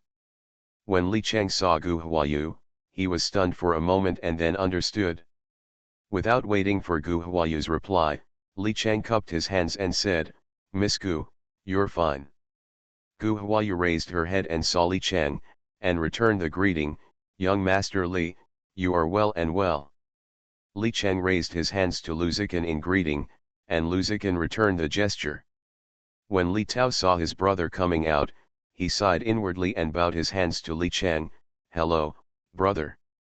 Li Cheng nodded, and then said to Gu Huayu, "Gu Xiao, would you like to have a casual meal with me?" Gu Huayu smiled and asked, "Is it convenient? Will it disturb the gathering?" Li Cheng smiled and said, "No, no, I learned that Qing Yan has returned to Beijing, and I will hold a banquet here to welcome him. Miss Gu and Qing Yan are old friends, and they just happen to be together." Li Tao echoed, "It just so happens that you have just arrived in the capital, Gu Xiao, so I can take care of you." Li Cheng was about to ask Gu Huayu when he came to Beijing.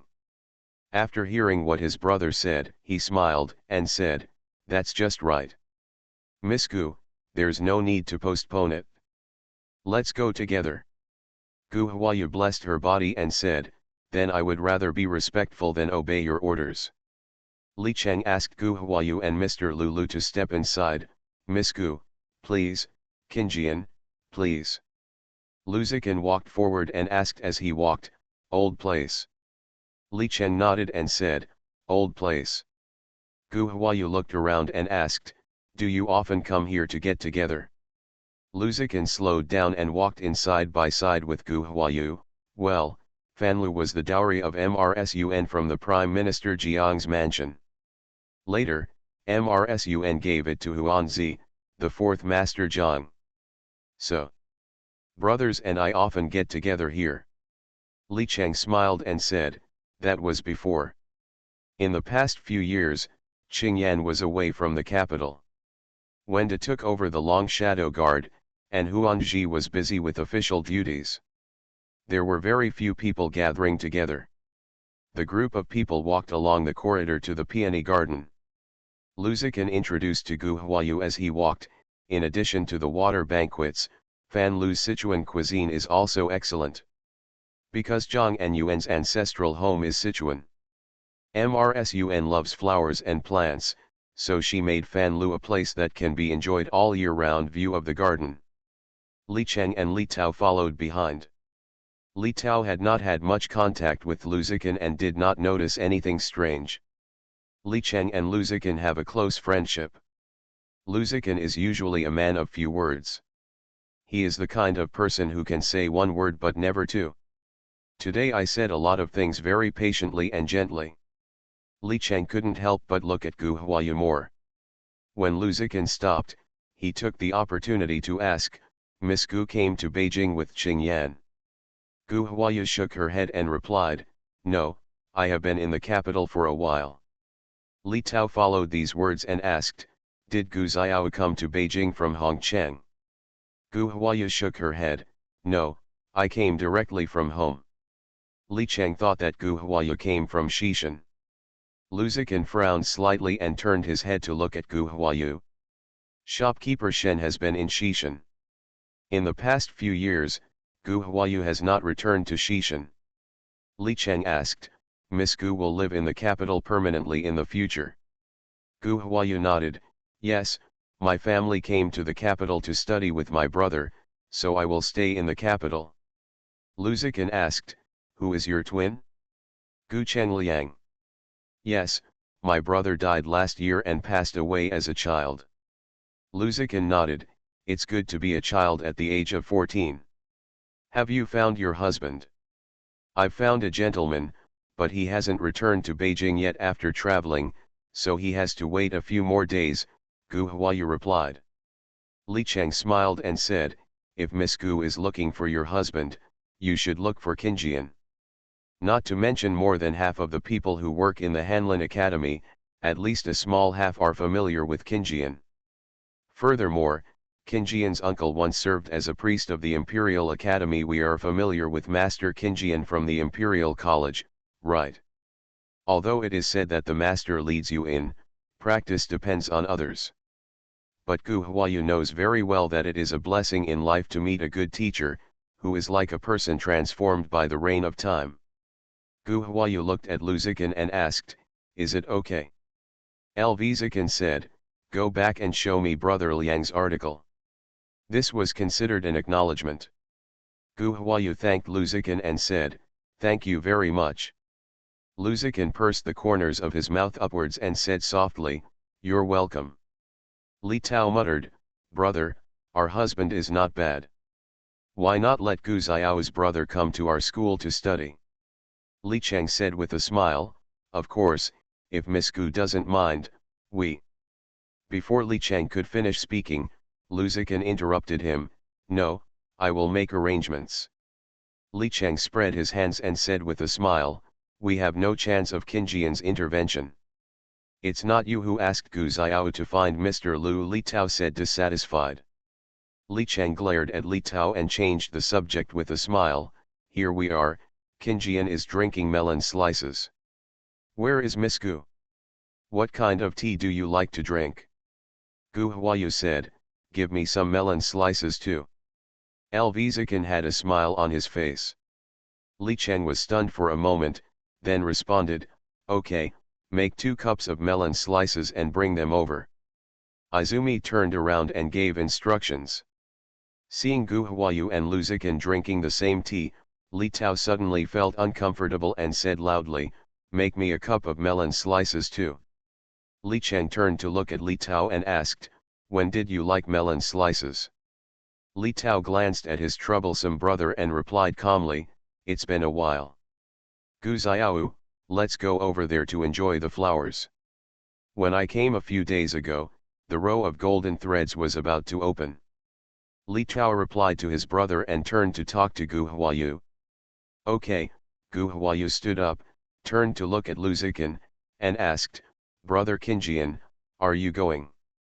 Li Tao said, "First, 6th Master and my brother haven't seen each other for a long time. They have endless things to say. Let's go enjoy the flowers and let them talk." Lu Zikan looked at Li Tao and stood up, "Let's go. Let's go together." Li Cheng saw Lu Zikan getting up and stood up too. He smiled and said, "Okay, let's talk while enjoying the flowers." When several people came out of the hall, Gu Huayu realized that the hall was the highest point in the garden. Standing in the room, one could have a panoramic view of the entire garden. The garden is wide, and as far as the eye can see, there are flowers and plants, which are beautiful and fragrant, so beautiful that it makes people dazzled.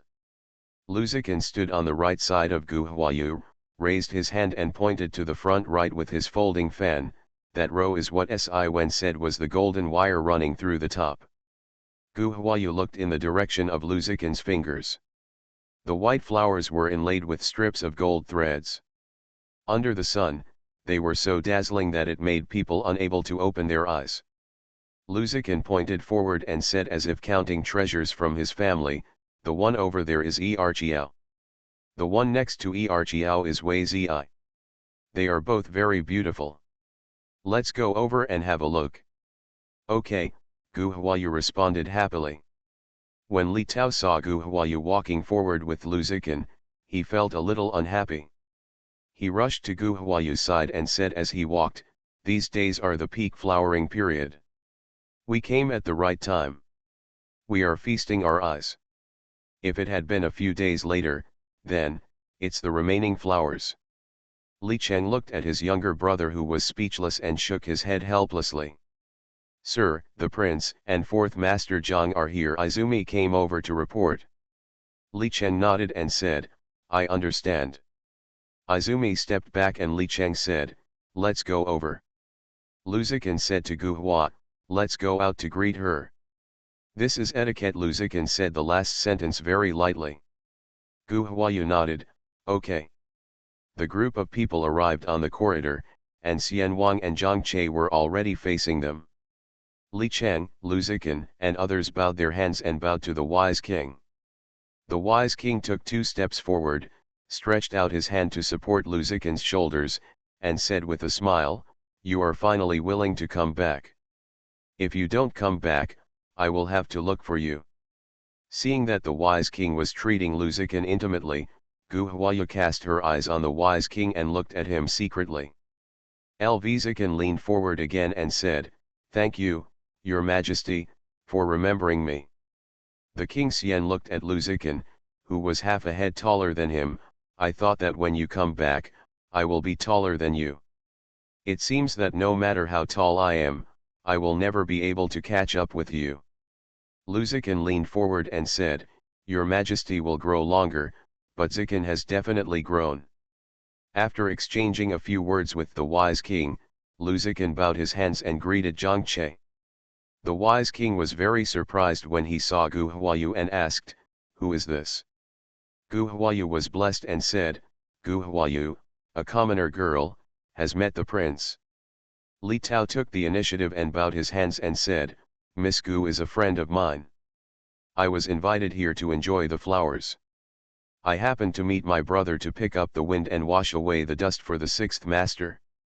So we got together." End of this chapter. You are listening to Novels at Bless Up channel. Wish you happiness and luck. Please subscribe to receive new novels. How do you feel about this novel?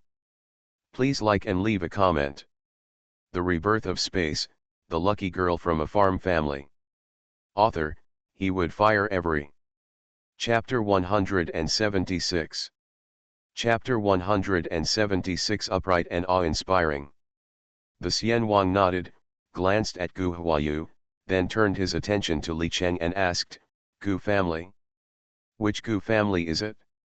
The wise king thought for a moment and found that no one he knew had the surname Gu. Li Cheng looked at Gu Huayu and was about to answer when Gu Huayu took the first step and said, "Go back to your lord, my daughter's family is in Shishan and she has just arrived in the capital these days." Stone City of Xinzhou Prefecture, King Xian asked in surprise. Gu Huayu leaned forward and said, "Exactly." The wise king walked to the top and sat down. He raised his hands to the people standing there and said, "You all can sit down, there is no need to be polite." Everyone sat down one by one. King Xian looked at Li Tao, then at Gu Huayu, and asked, "Interesting, how do you know each other when one is in the capital and the other is in Shishan?" Li Cheng stepped forward to serve tea to the wise king and said, "A few years ago, Sai Wen and Zhaixia went to Hongcheng to celebrate the birthday of their elder. It happened that Miss Gu was also in Hongcheng, so Sai Wen met Miss Gu in Hongcheng." The Xian Wang's eyes lit up, and he looked at Gu Huayu in surprise. "Are you the little girl who asked our demon king to give you 10,000 taels of silver? Do you know that you are the first person to make Sai Wen fall into a fight?" Gu Huayu looked at Li Tao. She didn't expect that Li Tao would be embarrassed by his impulsive actions. Li Tao was looking at Li Cheng sadly. "Brother." Li Cheng raised his head and looked at Li Tao. "What? Isn't this true?" Li Tao touched his nose uncomfortably and muttered, "Don't others want to lose face?" Zhang Huanzi smiled and said, "Who here doesn't know what you are like? How can we talk about face in front of us?" Huh. Li Tao looked at Gu Huayu embarrassedly and regretted it again and again. Okay, why did he bring Gu Xiao to enjoy the flowers? There are so many places to visit in Beijing. Li Tao turned around and saw Gu Huayu looking at him. He leaned towards Gu Huayu and whispered, "They are bigger than me. They all bully me." Gu Huayu smiled and nodded, "Yes, I can see it." Li Tao whispered, "Xiao, you are my good friend, you have to stand by my side." Well. Gu Huayu smiled but said nothing. Lu Zikan's expression darkened when he saw Li Tao approaching Gu Huayu from the corner of his eye. Li Tao saw that Gu Huayu was silent, and then said, "Xiao, we have been friends for many years." Zhang Che looked at Li Tao and asked, "Sai Wen, why did Chen Er offend you? You left him soaking in Tianxiang Pond for half a day." After hearing Zhang Che's words, Li Tao sat up straight and looked at his brother nervously. Seeing Li Cheng staring at him, he felt even more uneasy. He has been hiding the matter of dealing with Chen Er from his family. The Xian Wang was reaching out to hold the teacup. After listening to Zhang Che's words, he stopped what he was doing and asked curiously, "Which Chen Er? Put a person in Tianxiang Pond to soak for half a day? This person was not smoked to death? Brother Tao, this how much hatred do people have against you? You actually use this trick." Zhang Che said with a smile, "The Chen mansion in Nianfeng Lane was one household in the early years, but now it is divided. Of course, it is still one household to the outside world. In fact, it is the residence of Chen Zongqin, the Minister of Household Affairs, and Chen Zhongyan, the Minister of Taikang Temple. Chen Zongqin and Chen Zhongyan are cousins. This Chen Er, named Chen Yuanhang, is the son of Chen Zhongyan and the second eldest child in the Chen family. Chen Zhongyan also has an older brother, and the two brothers need Chen Yuanhang, so they usually treat Chen Yuanhang as his treasure. Chen Yuanhang was forced by Sai Wen to soak in Tianxiang Pond for half a day, which made the wife and old lady of Chen's house heartbroken and cried several times in the house. I heard that after Chen Yuanhang came out of Tianxiang Pond and washed himself more than 10 times, he was still smelly. Not only the people were smelly, but the yard where he lived was also smelly." King Xian looked at Li Cheng and said, "Aren't your family members related to the Chen family?" Li Cheng leaned forward and said, "Yes, Chen Zhongyan's sister-in-law is my mother's cousin." When Gu Huayu heard this, she felt that the world was too small, and people she knew would meet again after going around a lot. It seems that he has a strong bond with the Chen family. The wise king raised his eyebrows and looked at Li Tao with gloating, "I'm wondering, I'm guessing, how will Qing Chuan punish you after you return?" Li Tao looked at Li Cheng and hurriedly explained, "Brother, this matter is really not my fault. It is Chen Er who owes him and should be beaten." Li Cheng said coldly, "Are you still reasonable? No one in the Chen family is here anymore? Chen Er has done something wrong and has been taught by his elders. Do you need to meddle in other people's business?" Li Tao glanced at Gu Huayu and argued with reason, "Brother, what you said is wrong." "Am I still wrong?" Li Cheng said. "Of course you are wrong. You have always taught me that a person should know right from wrong and right from wrong. A man should be righteous and not timid, right? That day, Chen Er teased a common girl in public. He did such an obscene thing. Just because he had a few relatives, I pretended not to see it. What's more, the person Chen Er is teasing is my friend. Can I stand aside and watch? Then I am not a heartless person. Then what kind of man am I? For the sake of my relatives, I let him soak in Tianxiang Pond for half a day. If he wasn't a relative, I wouldn't torture him to death." Li Cheng glared at Li Tao, "You." Gu Huayu leaned forward and said, "First Master Li, I'm sorry. That day, second young Master Li stood up for me. Zhang Che didn't expect this to be the case, so he said apologetically, I work with Chen Yuanzan, the eldest son of Chen Chilang. I heard Chen Yuanzan talk about this matter, but I don't know the whole story. Zikan raised his teacup towards Li Tao. Sai Wen did a good job, thank you. Zhang Che looked at Lu Zikan in surprise and asked, Sai Wen helped Miss Gu, Qinjian, what are you grateful for? Lu Zikan took a sip of tea, put down the cup, and said, Xiao is my savior. Xiao's affairs are my business. Sai Wen helped Xiao out, so I should naturally say thank you. Savior? Qingyan and Miss Gu also know each other. Zhang Che turned his attention to Gu Huayu and looked at her again. Lu Zikan continued, I know Xiao even earlier than Sai Wen. Xiao, if you encounter someone like Chen Er in the future, feel free to fight back. If anything happens, I will take care of you. Gu Huayu smiled at Lu Zikan, leaned forward and said, thank you, brother Qinjian. Those present were all people who were close to Lu Zikan. In their hearts, Lu Zikan was a self-possessed and aloof person. Even the Ye family brothers and sisters have never been so protected by him. It seems that the girl in front of him is special to Lu Zikan.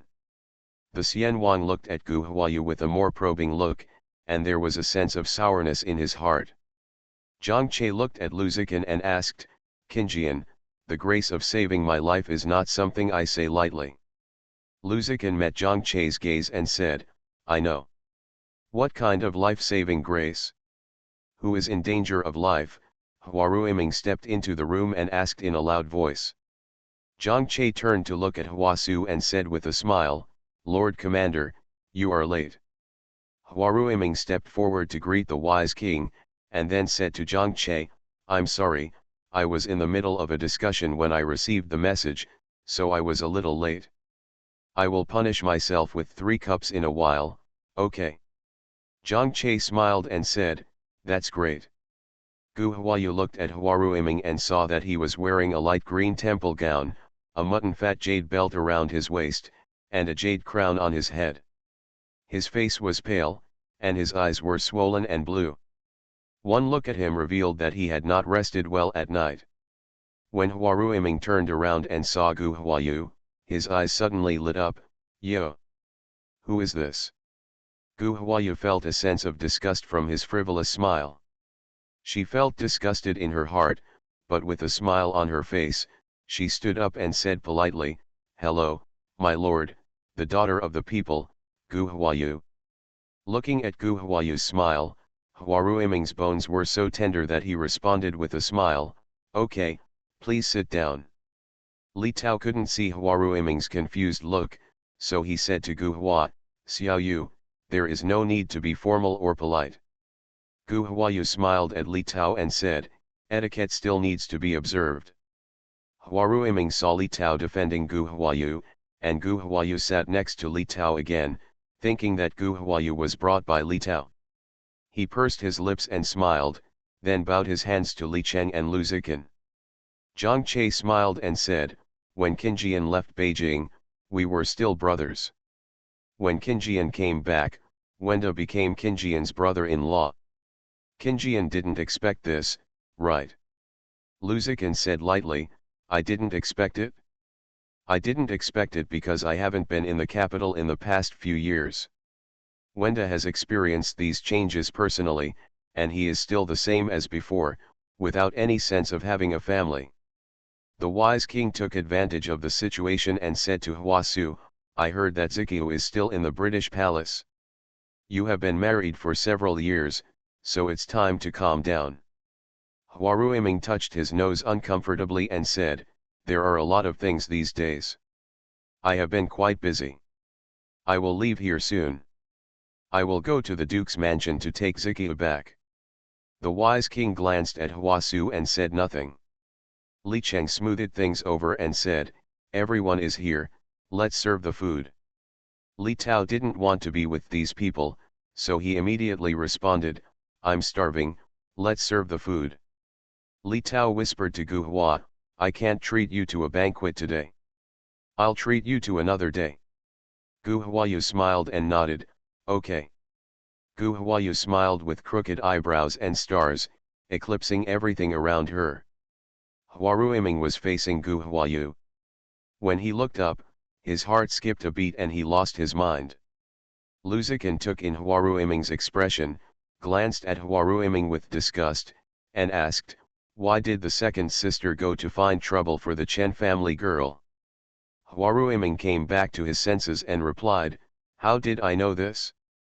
Although Chen Shui and I grew up together, we are innocent and have nothing wrong with each other." Lu Ziqin said calmly, "You are the head of the family, and you cannot ignore the affairs of the house. Otherwise, the censor will find out that you are not strict in running the house. The Chen family has been out of state for many years. After Chen Song's death, the Chen family has no connection with Huafu. It's not wrong for Ziqiu to go looking for Miss Chen. You have to take care of her. The Chen family has long since withdrawn from its nationality," King Xian asked with a frown. Lu Ziqin nodded. "Since Chen Song became a staff member, his family has been freed from slavery." "Oh, that's it? That Ziqiu has gone too far. If the Chen family goes to the Yamen to sue Ziqiu, Ziqiu will be embarrassed." King Xian took over. Lu Ziqin said, "Even if the Chen family did not renounce their citizenship, Ziqiu's behavior was very shameful. He treated his servants kindly and leniently. A mistress of the house spread her grievances on unrelated people and allowed her own temper to do whatever she wanted." "What are you talking about? How can you act like a mistress?" Wang Xian felt a little uncomfortable when he saw that Lu Ziqin did not speak for Lu Ziqiu, but instead spoke for the Chen family. But it was difficult to say anything to Lu Ziqin, so he said to Huaxu, "Wenda needs to think about it. Why is Ziqiu so resentful? You are the head of the family. If the backyard is not settled, how can you do big things?" Huaruiming leaned forward and scolded him one by one, but these two people couldn't be offended. "Had I known it was the Hungmen banquet, even if I had beaten him to death, he would not have come." At this moment, Huaruiming regretted coming to the banquet. Zhang Che also heard some gossip in the past few days, and asked curiously, "Why did Madame Lu seek to vent her anger on Miss Chen? If she wanted to take someone out to vent her anger on, there are many servants in the mansion, so why would she go to the Chen mansion to vent her anger on someone?" Huaruiming lowered his head and said truthfully, "When my father was still alive, he wanted me to marry Chen Shui. My mother felt that the family background of the Chen family was too low, so she was unwilling. Somehow, Zichu found out about this, and she was sour and jealous. I often go to find Chen Shui to cause trouble." Zhang Che nodded clearly, "Then Miss Chen is really a disaster. Mrs. Lu went too far. The same goes for Wenda. Since you married Ziqiu, you should treat Ziqiu better and stop messing around outside." Huaruiming blurted out, "Zichu's face is so ugly, who wants to face that face all day long?" Zhang Che looked at King Xian awkwardly and then at Lu Ziqin. Huaruiming realized that he had made a mistake, so he picked up the cup and drank tea to cover up his panic. "Are you marrying blindly? Do you think he is ugly now? Why did you go there earlier? It seems like you didn't know Lu Ziqiu before. Lu Ziqiu is not good looking, and you only found out after your wedding. A man should behave like a man. Since he has chosen someone, he should treat them well. If you can't treat others well, you shouldn't have accepted this marriage in the first place. What kind of man do you think you are when you behave like this?" Li Tao has long disliked Huaruiming. Huaruiming's words aroused his anger. He straightened his body, glared at Huasu and retorted, pounding the table with his hand from time to time. Gu Huayu turned to look at Li Tao, and saw that his indignant look turned out to be a bit handsome. Gu Huayu didn't expect that the kid who snatched her things on the street was also an upright man. Huaruiming was a little annoyed by Li Tao's scolding, and said to Li Tao, "What do you know about your little kid?" Li Tao laughed and said, "How much older are you than me? Children in every family understand this, but you, the leader, don't understand." Isn't it a bit unjustifiable? Huh. Those present, please tell me, is this true? Fourth Master Zhang is the most eloquent, so let's ask Fourth Master Zhang to comment. Li Tao said a few words to Hua Hua, then turned to ask the question to Zhang Che. Zhang Che cleared his throat loudly, and just as he was about to smooth things over, the waiter handed over the dishes. So he said, "Everyone is hungry, let's eat first." The wise king followed up and said, "Eat and eat." Sai Wen, on the day of the Dragon Boat Festival, I went with Qing Chuan to watch the dragon boat race. Li Tao leaned forward and said, "Thank you, Your Majesty." Huaruiming sat there with a grey face, drinking tea awkwardly. The waiter served the delicious food and left. Chen Jiayun stepped forward and filled half a bowl of soup for King Xian. The wise king motioned for everyone to use their chopsticks. Come, come, come, we are all hungry, let's eat." Luzikan raised his hand and Rugjuan came over. "Master, what's the matter?" Luzikan whispered, "Bring over another pair of chopsticks." Rugjuan stepped back and quickly brought the chopsticks over. Luzikan picked up the chopsticks, put 2 pieces of beef into Gu Huayu's bowl, and said, "Try it, braised beef, his signature dish." End of this chapter. The Rebirth of Space, the lucky girl from a farm family. Author, he would fire every. Chapter 177. Chapter 177 Confession. Gu Huayu nodded in agreement. "Okay, thank you, Brother Qinjian." Everyone present was stunned. This was the first time they saw Luzikan taking care of others. Li Tao straightened up and wanted to ask Kwanzaa to bring him a pair of chopsticks, but Li Cheng stopped him with a look. During the meal, Luzikan mostly prepared dishes for Gu Huayu. Gu Huayu accepted it calmly and was not restrained.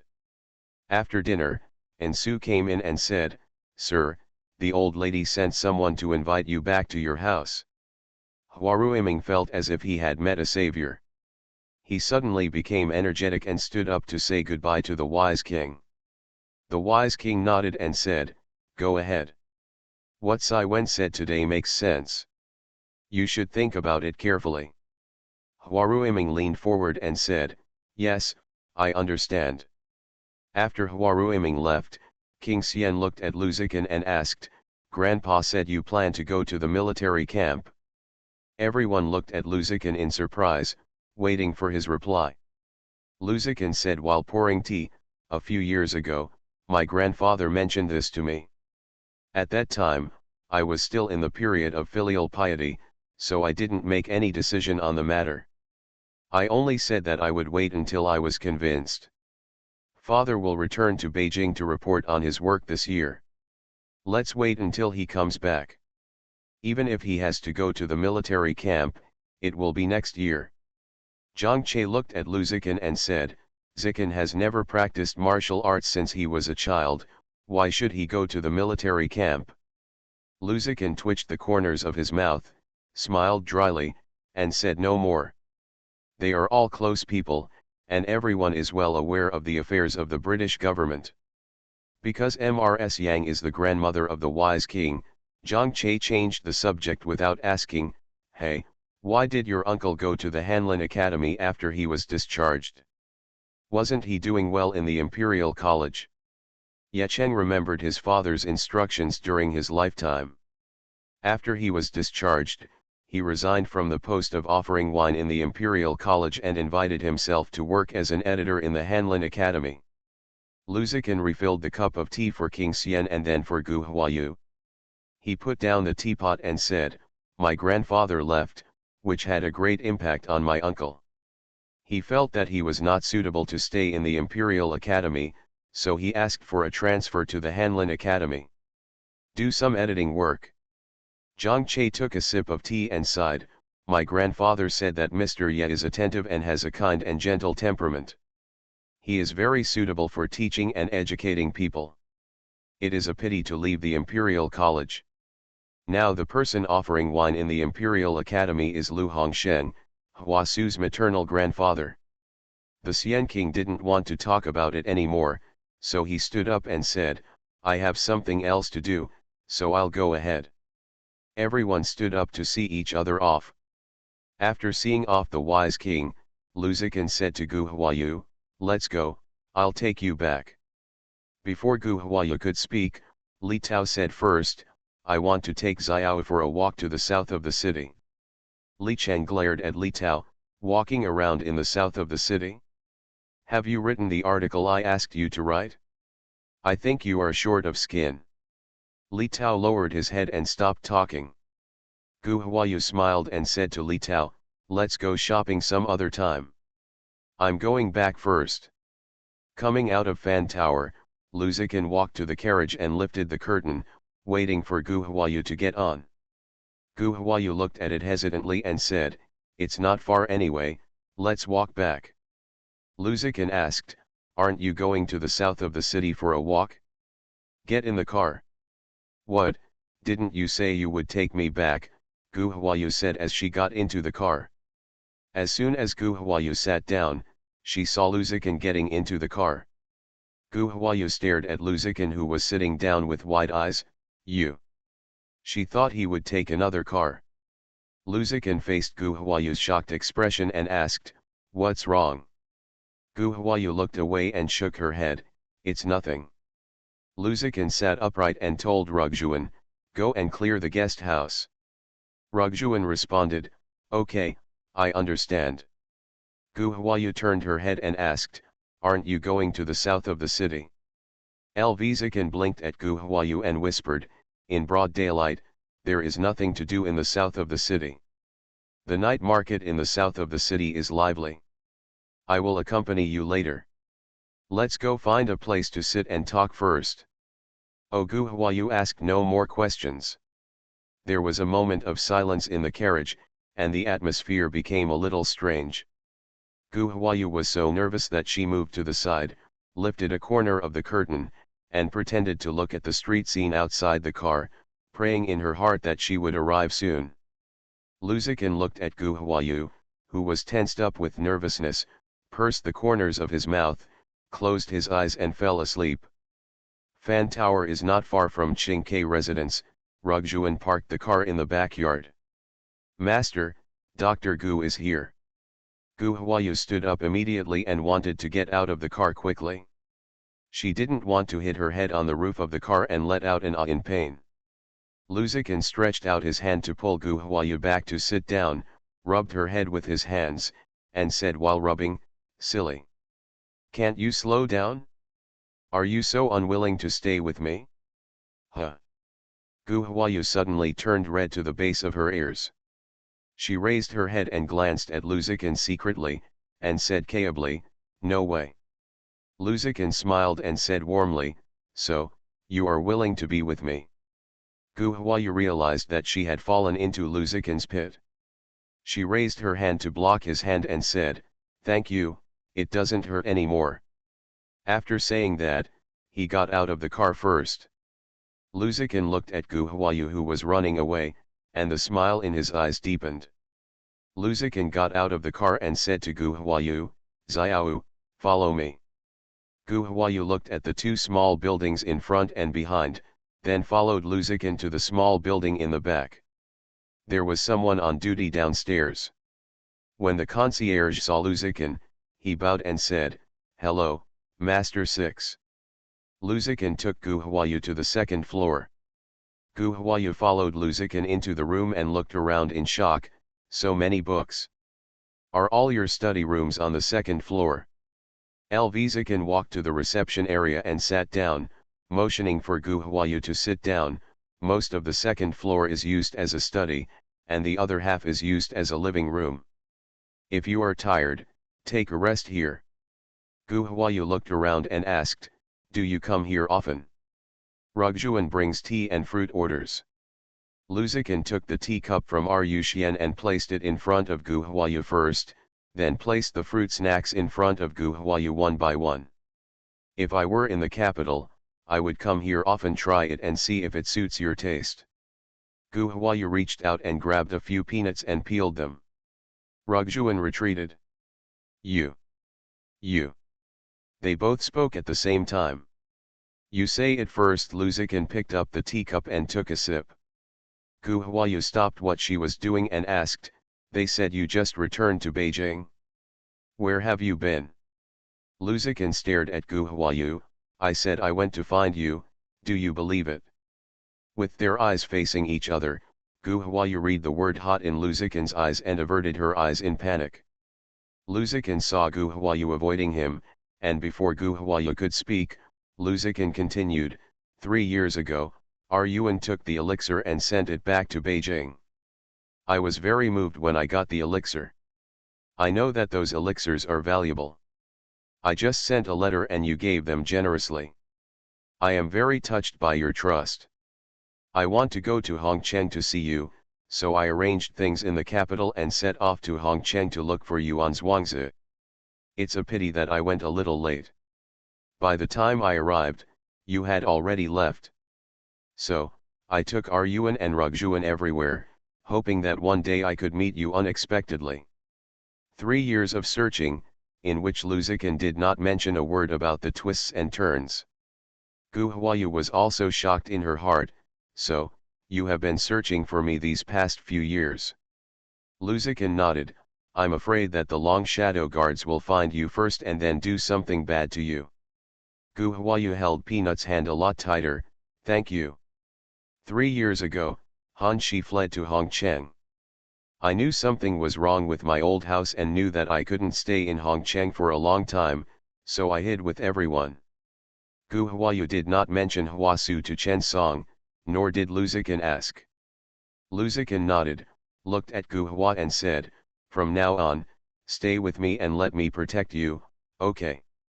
Gu Huayu looked at Luzikin in astonishment. What do you mean by staying with you? Luzikin said bluntly, marry me and let me protect you.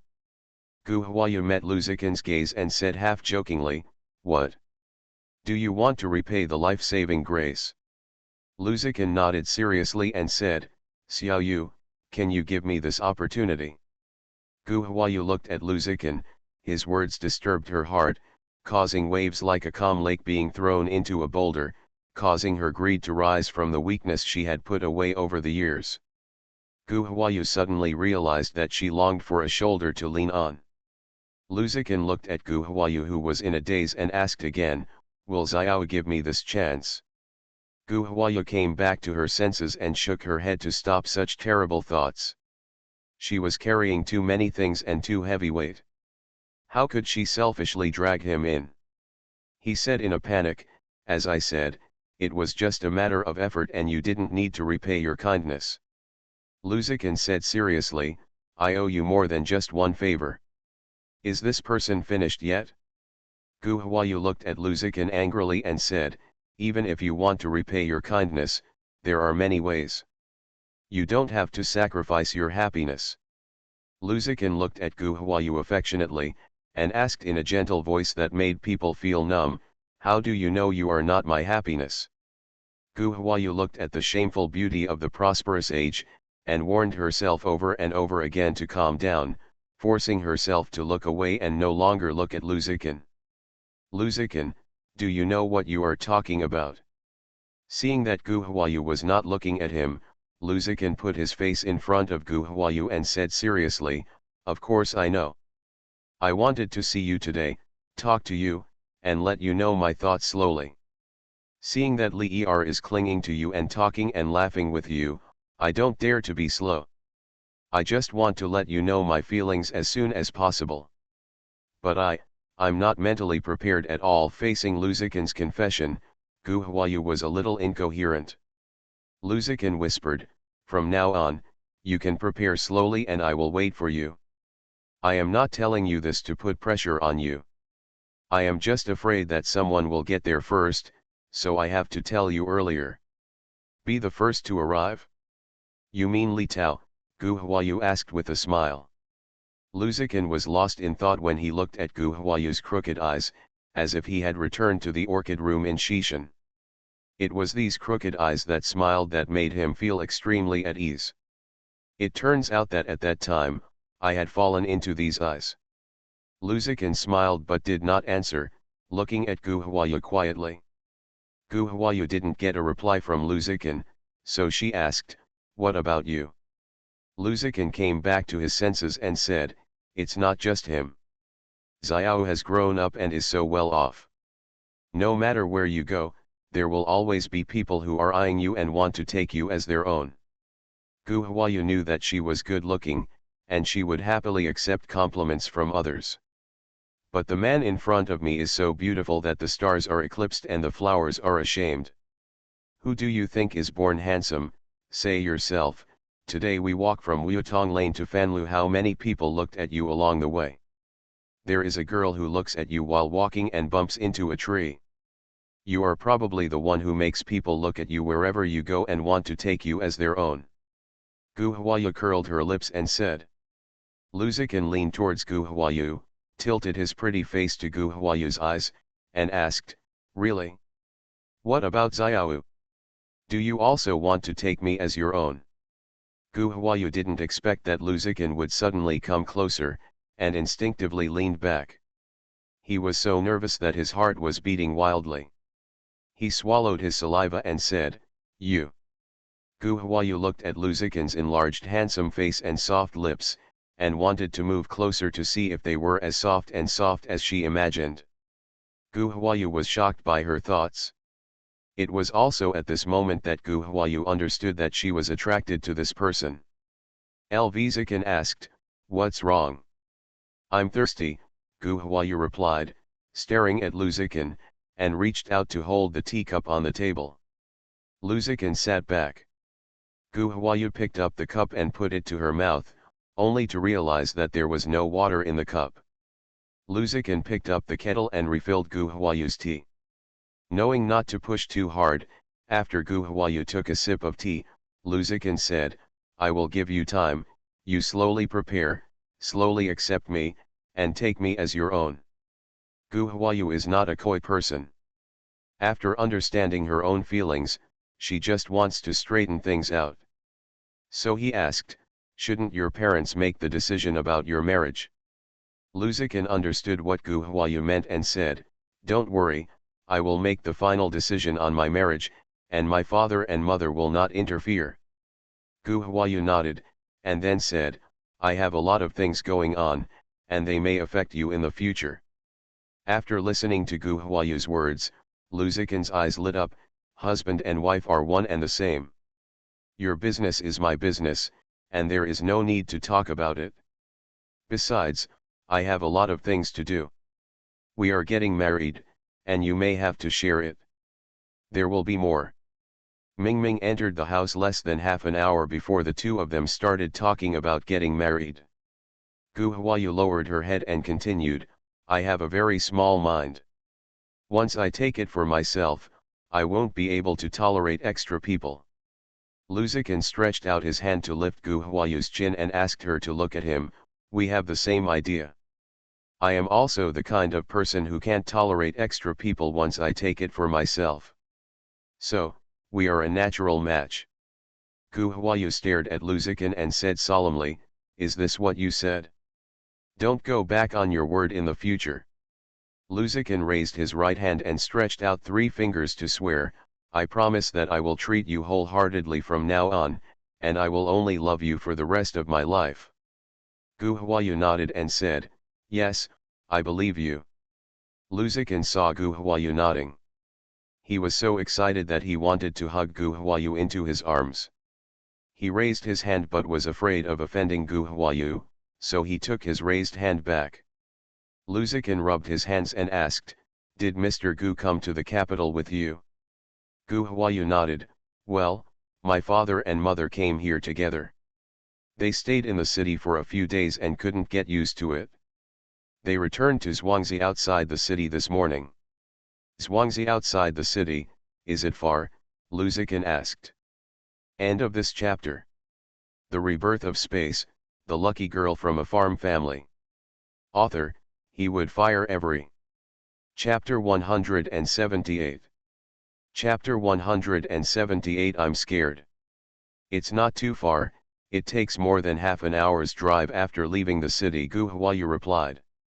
Lu Ziqin nodded, "That's good. I'll ask my mother to bring a matchmaker to propose marriage tomorrow. Isn't it? Are you coming to propose marriage tomorrow? Gu Huayu was shocked by Lu Ziqin's words. What's wrong? In a few months, you'll have hair extensions, and you're old enough to discuss marriage, Lu Ziqin said. Gu Huayu shook her head. Lu Ziqin looked at Gu Huayu, waiting for her explanation. Gu Huayu was silent for a while and said, I want to find out the truth about that year and avenge my parents before we can get married. Lu Ziqin wanted to discuss the marriage without affecting the investigation of the truth, but he still respected Gu Huayu's decision. Okay, then I will investigate the truth with you. Thank you, Qinjian. Lu Ziqin raised his hand and rubbed Gu Huayu's head, and said dotingly, no thanks, I promise to pamper you for the rest of my life. Gu Huayu smiled and asked, why did you go to the military camp? Okay, why do you want to go to the military camp? Lu Ziqin poured tea for Gu Huayu and briefly talked about the affairs of the British government. After hearing this, Gu Huayu felt a little sad for Lu Ziqin and her son, and said, the old woman is really shameless. What are you planning to do? Are you really going to the military camp? Lu Ziqin shook his head and said, I won't go. Even if I go to the military camp, I won't go for the British title. I can earn my own future. Old Madame Yang is so disgusting. Your father has other sons besides you. Why should your mother-in-law adopt her grandson? Gu Huayu said angrily. There was a knock on the door. Lu Ziqin raised his voice and shouted, come in. Rugjuan walked in and asked, sir, it's time for dinner. Should you eat here or go out?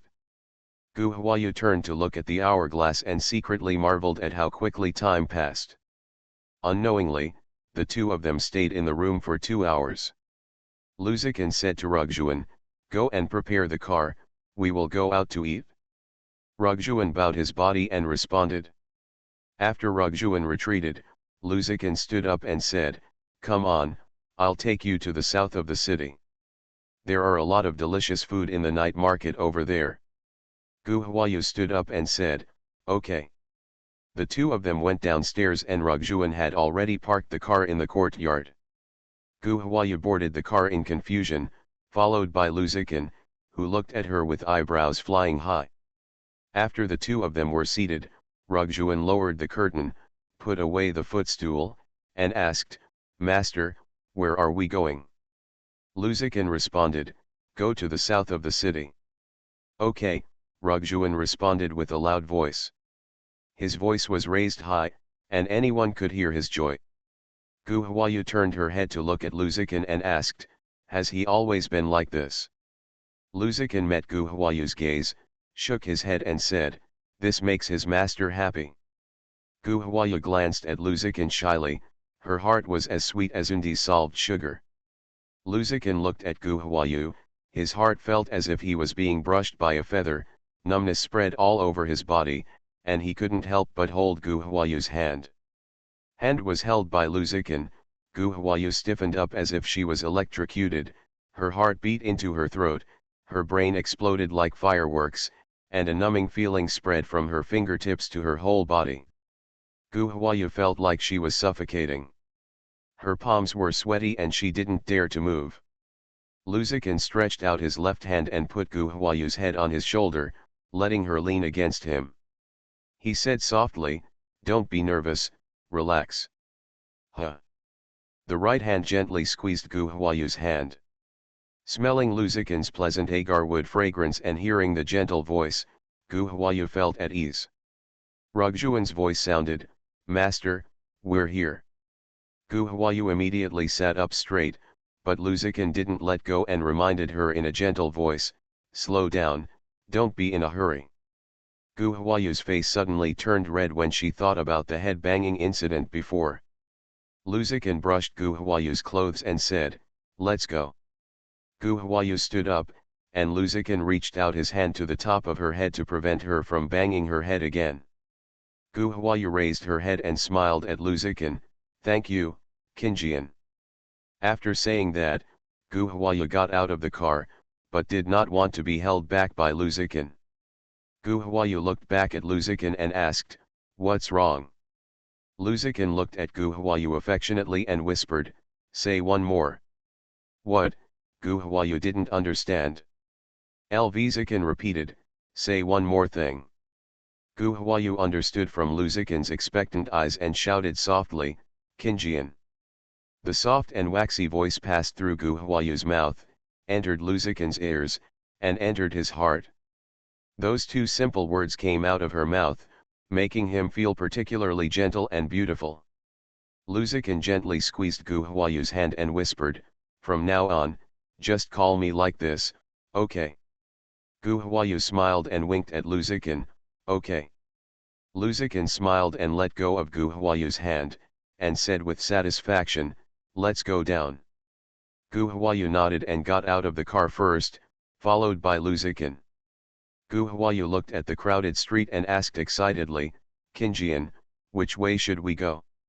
Luzikin pointed to the right and said, "Go this way, in front is the Wang's grilled fish restaurant, it tastes good." Gu Huayu waved her hands and walked forward. Luzikin took a step forward, raised his hands to protect Gu Huayu, and reminded, "Slow down, there are many people, be careful of bumping into her." Rugjuan parked the car and came over. When he saw Luzikin supporting Gu Huayu with one hand and blocking passers-by with the other, his eyes widened in shock. Gu Huayu turned around and saw Rugjuan's shocked expression, and took her hand out of Luzikin's hand. He lowered his head and said, "This is the street." Luzikin nodded, "Then please slow down." Gu Huayu nodded in agreement. Gu Huayu saw someone hawking masked flowers with threads on them, and suddenly thought that in modern times, there were also people carrying masked flowers in baskets and selling them on the street. Hua Jinlin would buy a few flowers and pin them on her clothes. In the blink of an eye, she has been away for several years. I wonder how they are doing now? Luzikin saw Gu Huayu in a daze and asked, "Xiao, what's wrong?" Gu Huayu came back to her senses and said, "It's nothing, let's go." Luzikin looked at the flower weed and asked, "Do you like it? Then buy some." Speaking, Luzikin stepped forward to choose flowers. Gu Huayu then bent down to choose flowers. Finally, Gu Huayu chose two and held them in her hand. Rugjuan hurried over to pay. Gu Huayu put the flower in her hand in front of her nose and smelled it, then brought the flower to Luzikin's nose. "Smell it, it smells very fragrant, right?" Luzikin smelled it, nodded and said, "Yes, it smells very good." "Why don't you buy more if you like it?" Gu Huayu smiled and said, "This flower has a strong fragrance. If there are too many, it will not smell good." Luzikin nodded and walked beside Gu Huayu, reaching out to shield her from the people around her. "In the past, every time this season, I would buy two flowers for me to pin on my chest." Gu Huayu suddenly wanted to tell Luzikin about the past. Luzikin looked sideways at Gu Huayu and was slightly startled. Didn't she live in Shanghai village before? Are there people in the village buying flowers? Luzikin saw the happy smile on Gu Huayu's face, so he held back his questions. Gu Huayu sighed slightly, suppressed her smile, and turned to look at the stalls along the street. Gu Huayu's lonely look fell into Luzikin's eyes. He was so sensitive that he couldn't help but frown. He had an intuition that what Gu Huayu was talking about was not in Shanghai village. Gu Huayu turned to Luzikin and shouted, "Qinjian, do you think this looks good?" Luzikin walked over and looked at the two small wooden sculptures in Gu Huayu's hands, a clumsy calf and a chubby lamb. Luzikin nodded and asked, "Do you like it?" Gu Huayu looked at the two little ones in her hand and said, "Let's buy it, okay?" Luzikin smiled fondly, "If you like it, buy it." Rugjuan stepped forward to pay at the opportunity. Next, Gu Huayu didn't look at anything else, her attention was always on the two little ones in her hand, and she gestured as she walked, "The calves shiu will look better here, and so will the lamb. The carving here is too rough, shiu's it will look better." Luzikin smiled and nodded. He didn't understand this. She said good looking must be good looking. Luzikin took Gu Huayu into the grilled fish shop and went to the private room on the second floor. When Luzikin sat down, he saw that Gu Huayu had a carving knife in his hand and was engrossed in carving something on the wood carving. Xiao, what are you doing? Luzikin leaned over and asked. Gu Huayu did not raise her head and continued busy with the work at hand, repair the place just mentioned. Luzikin sat across from him and poured tea for Gu Huayu. Rugjuan came in with fruit snacks. Seeing Gu Huayu lowering her head and working, she glanced at Luzikin. While the snacks were being placed, he leaned toward Luzikin and said in a very low voice, "Sir, Miss Shi-san is next door." Luzikin glanced at Gu Huayu nervously and asked softly, "Alone?" Rugjuan shook his head, "No, there is still uncle." Luzikin nodded and said softly, "I understand. Leave the arrangements to the waiter and wait for us in the car. Don't let them see you." Rugjuan bowed and responded, "I understand, little one." Gu Huayu's hands didn't stop moving, and Luzikin and Ryushian's words could be heard clearly. From Luzikin's tone, she could feel Luzikin's nervousness when he heard Miss Shi-san's name. Rugjuan stepped back, Luzikin picked up the teacup and sipped the tea, his eyes falling on Gu Huayu's hand. After a while, Gu Huayu stopped what she was doing, gently blew the chips off the wood carving, and handed the lamb to Luzikin. "Qinjian, give it to you." Luzikin took it and saw that the lamb was much cuter, and there were some more words on the lamb. Gu Huayu, the first day of October in the year of Xinwei. Luzikin raised his eyebrows and asked, "When is your birthday?" Gu Huayu nodded, "Yes." "When is your birthday?" "When is it?" Luzikin looked at the lamb in his hand and replied, "April 29th, Yuku year." Gu Huayu was stunned and looked up at Luzikin. "Today is April 26th, and in 3 days, it will be your birthday. How do you plan to celebrate it?" Regarding birthdays, Luzikin didn't have much expectations, and said calmly, "I have been weak since I was a child. I am sick more often than I am well, so I don't make a big deal about birthdays. One year, my birthday passed for several days before I thought about it. Get up. So, it's my birthday." Gu Huayu looked at Luzikin and felt inexplicably sad. The man in front of him had a birth that many people envied. How many people knew his pain?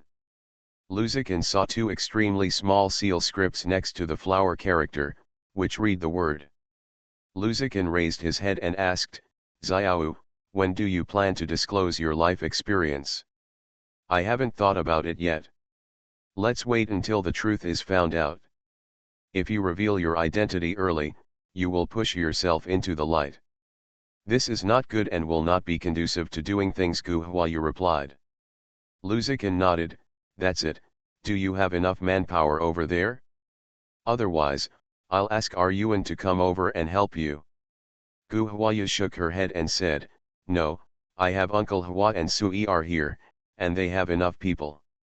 Luzikin asked, "Shopkeeper Huang and Sumin?" Gu Huayu didn't hide anything and nodded, "Well, Uncle Huang changed his surname back to Hua, and now his name is Huada, and Sumin's name is Sui'er." Luzikin asked in a low voice, "Have they come to the capital too? The long shadow guards and the government are looking for them everywhere. Their safety."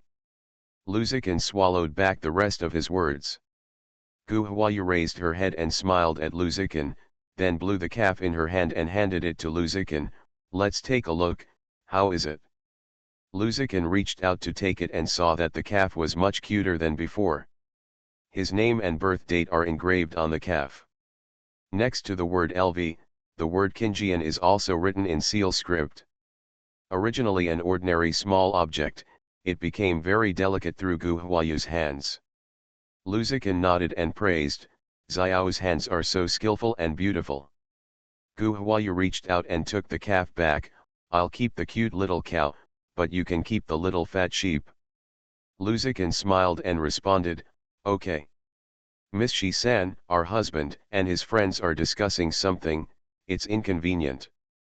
There was a loud sound outside the door, and then, with a bang, the door was pushed open.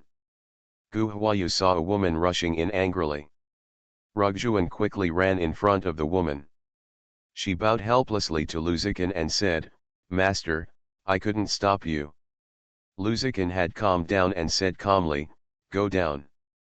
Gu Huayu glanced at Luzikin and saw that he had a cold face, reappearing the appearance she had seen for the first time on Shishan Street, cold and noble, and repelling others thousands of miles away. Gu Huayu turned to look at the woman who rushed in. Before, she looked fierce and indifferent, but when she saw Luzikin's cold face, she became panicked at a speed that was visible to the naked eye, and her eyes were so evasive that she did not dare to look directly at Luzikin. Gu Huayu witnessed what it means to be scared in seconds. At the same time, the relationship between Miss Shi-san and Luzikin was somewhat speculated on. Yaming chased in, "Qinjian, are you coming out to eat too?" "Who is this?" Yaming first greeted Luzikin, then saw Gu Huayu and asked. Luzikin nodded towards Yaming. "Well, let's go out to have something to eat with Xiao." "My friend Gu Huayu." "Xiao, this is my eldest cousin Yaming." "Next to him is Master Shi, the Minister of the Ministry of War." "The third lady." Gu Huayu greeted Yaming. "How do you do, Master Ye?" "How do you do, Miss Shi-san?" Yaming returned the favor to Gu Huayu. Miss Shi-san looked at Gu Huayu and then turned to Luzikin, who was looking at her. Miss Shi-san quickly looked away and returned the courtesy to Gu Huayu. "Hello, Miss Gu." Yaming turned to look at Miss Shi-san, and saw that she was so nervous that she didn't know where to put her hands and feet. He was secretly amused in his heart. He kept shouting about how he liked Zikin all day long, but when he really met the real master, she was like a mouse meeting a cat. End of this chapter. You are listening to novels at Bless Up channel. Wish you happiness and luck. Please subscribe to receive new novels. How do you feel about this novel? Please like and leave a comment. The Rebirth of Space, the lucky girl from a farm family. Author, he would fire every. Chapter 179. Chapter 179 Warm Sun and Forgetfulness. Gu Huayu's eyes turned between Luzikin, Miss Shi-san, and Yaming, and asked with a smile, "Have Mr. Ye and Miss Shi-san eaten yet? How about we share a table together?" Yaming looked at Luzikin and asked, "Is it convenient?" Gu Huayu said first, "Conveniently, the matter between me and Mr. Lulu has been finished. There are so many people and it's so lively. Right? Mr. Lu." Luzikin looked at Gu Huayu and saw the little girl looking at him with a smile, so he could only nod and said, "It's a rare encounter, let's come together." Yaming turned around and told Mingxin outside the door, "Ask the waiter to bring the food from the next door room over here." Ming Xinos the body to respond. Gu Huayu moved the chair next to her and greeted warmly, "Miss Shi-san, please sit down." Miss Shi-san thanked her and looked at Yaming. Yaming smiled and said, "What do you think I did? It's such a rare opportunity to meet Qingyan and Miss Gu. Sit down quickly." Shi Yame sat next to Gu Huayu, looked up and saw Luzikin, and quickly looked away. Gu Huayu saw that Miss Shi-san looked at Luzikin very much like her modern assistant. She remembered that her assistant liked a top-notch male star and would talk to her every day about how much she loved top-notch celebrities and that she was a top-notch wife. "The calendar on my desk is a top-notch one, the pendant on my backpack is a top-notch cartoon costume, and the screensaver on my phone is a top-notch photo. Whenever I have time, I open my phone to read all kinds of top-notch news." Gu Huayu saw that she liked top celebrities so much. When the company asked top celebrities to endorse her, she asked her assistant to go to dinner with her. Gu Huayu wanted to give her assistant a surprise at that time, but did not tell her in advance. The assistant's expression when he entered the box and saw the top class was exactly the same as Miss Shisan's expression when she saw Luzikin. Yeminghao walked over and sat next to Luzikin. Luzikin picked up the kettle, first poured tea for Miss Shisan, and then poured a cup for Yeminghao. Yeminghao looked at Gu Huayu and greeted, "Where is Miss Gu's house in the capital?" Gu Huayu thought for a while, looked up at Luzikin, and asked, "Master Lulu, what is the name of which part of my house is called?" After hearing Gu Huayu's question, Yeminghao paused his hand and looked at Luzikin in shock. Luzikin wanted to laugh in his heart, this girl is so smart. He replied casually, "Wutong Lane on Qingyang Street." Gu Huayu looked at Yeminghao and said with a smile, "That's right, Wutong Lane on Qingyang Street. Sorry, I just moved to the capital, and I can't even name the place where I live." Yeminghao was even more surprised and asked, "Miss Gu is not from the capital?" Gu Huayu nodded, "No, I'm from Shishan." Yeminghao looked at Gu Huayu, then at Luzikin, and asked, "How did Miss Gu and Qinjian know each other?" Gu Huayu smiled and replied, "I have business dealings with Mr. Lulu. I provide the potato starch for Chang'an restaurant. Are we considered business partners?" Gu Huayu replied to Yeminghao in the first sentence, and asked Luzikin in the second sentence. Luzikin nodded as an answer to Gu Huayu's question. Shi Yame really liked the hot and sour noodles at Chang'an restaurant, and she suddenly felt that Gu Huayu was much more friendly. "You provided the hot and sour noodles at Chang'an restaurant? Our whole family likes it?" Gu Huayu smiled and nodded, "Well, thank you as a family for your support." Yeminghao narrowed his eyes slightly. He bought the hot and sour noodles from Chang'an restaurant 4 years ago. The little girl in front of him was wearing a bun. How old was she 4 years ago? And Qinjian's attitude towards her was very unusual. So he asked, "So, Miss Gu runs a farm?" "Zhuangzi is only part of it. In addition to Zhuangzi, there is also a rouge shop where I can buy some rouge and gouache. By the way, I also buy perfume. This is the fragrance I mixed. Miss Shi-san, take a look. Do you like the fragrance?" As she spoke, Gu Huayu took out 2 bottles of perfume from her purse, placed the blue bottle in front of Shi Yame, and pushed the orange bottle in front of Yeminghao.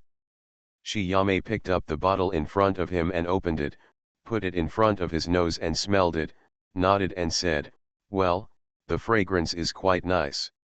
Gu Huayu smiled and took over the words, "Well, it tastes better this way." Gu Huayu held Shi Yame's hand and put a drop of fragrance on her wrist and behind her ears.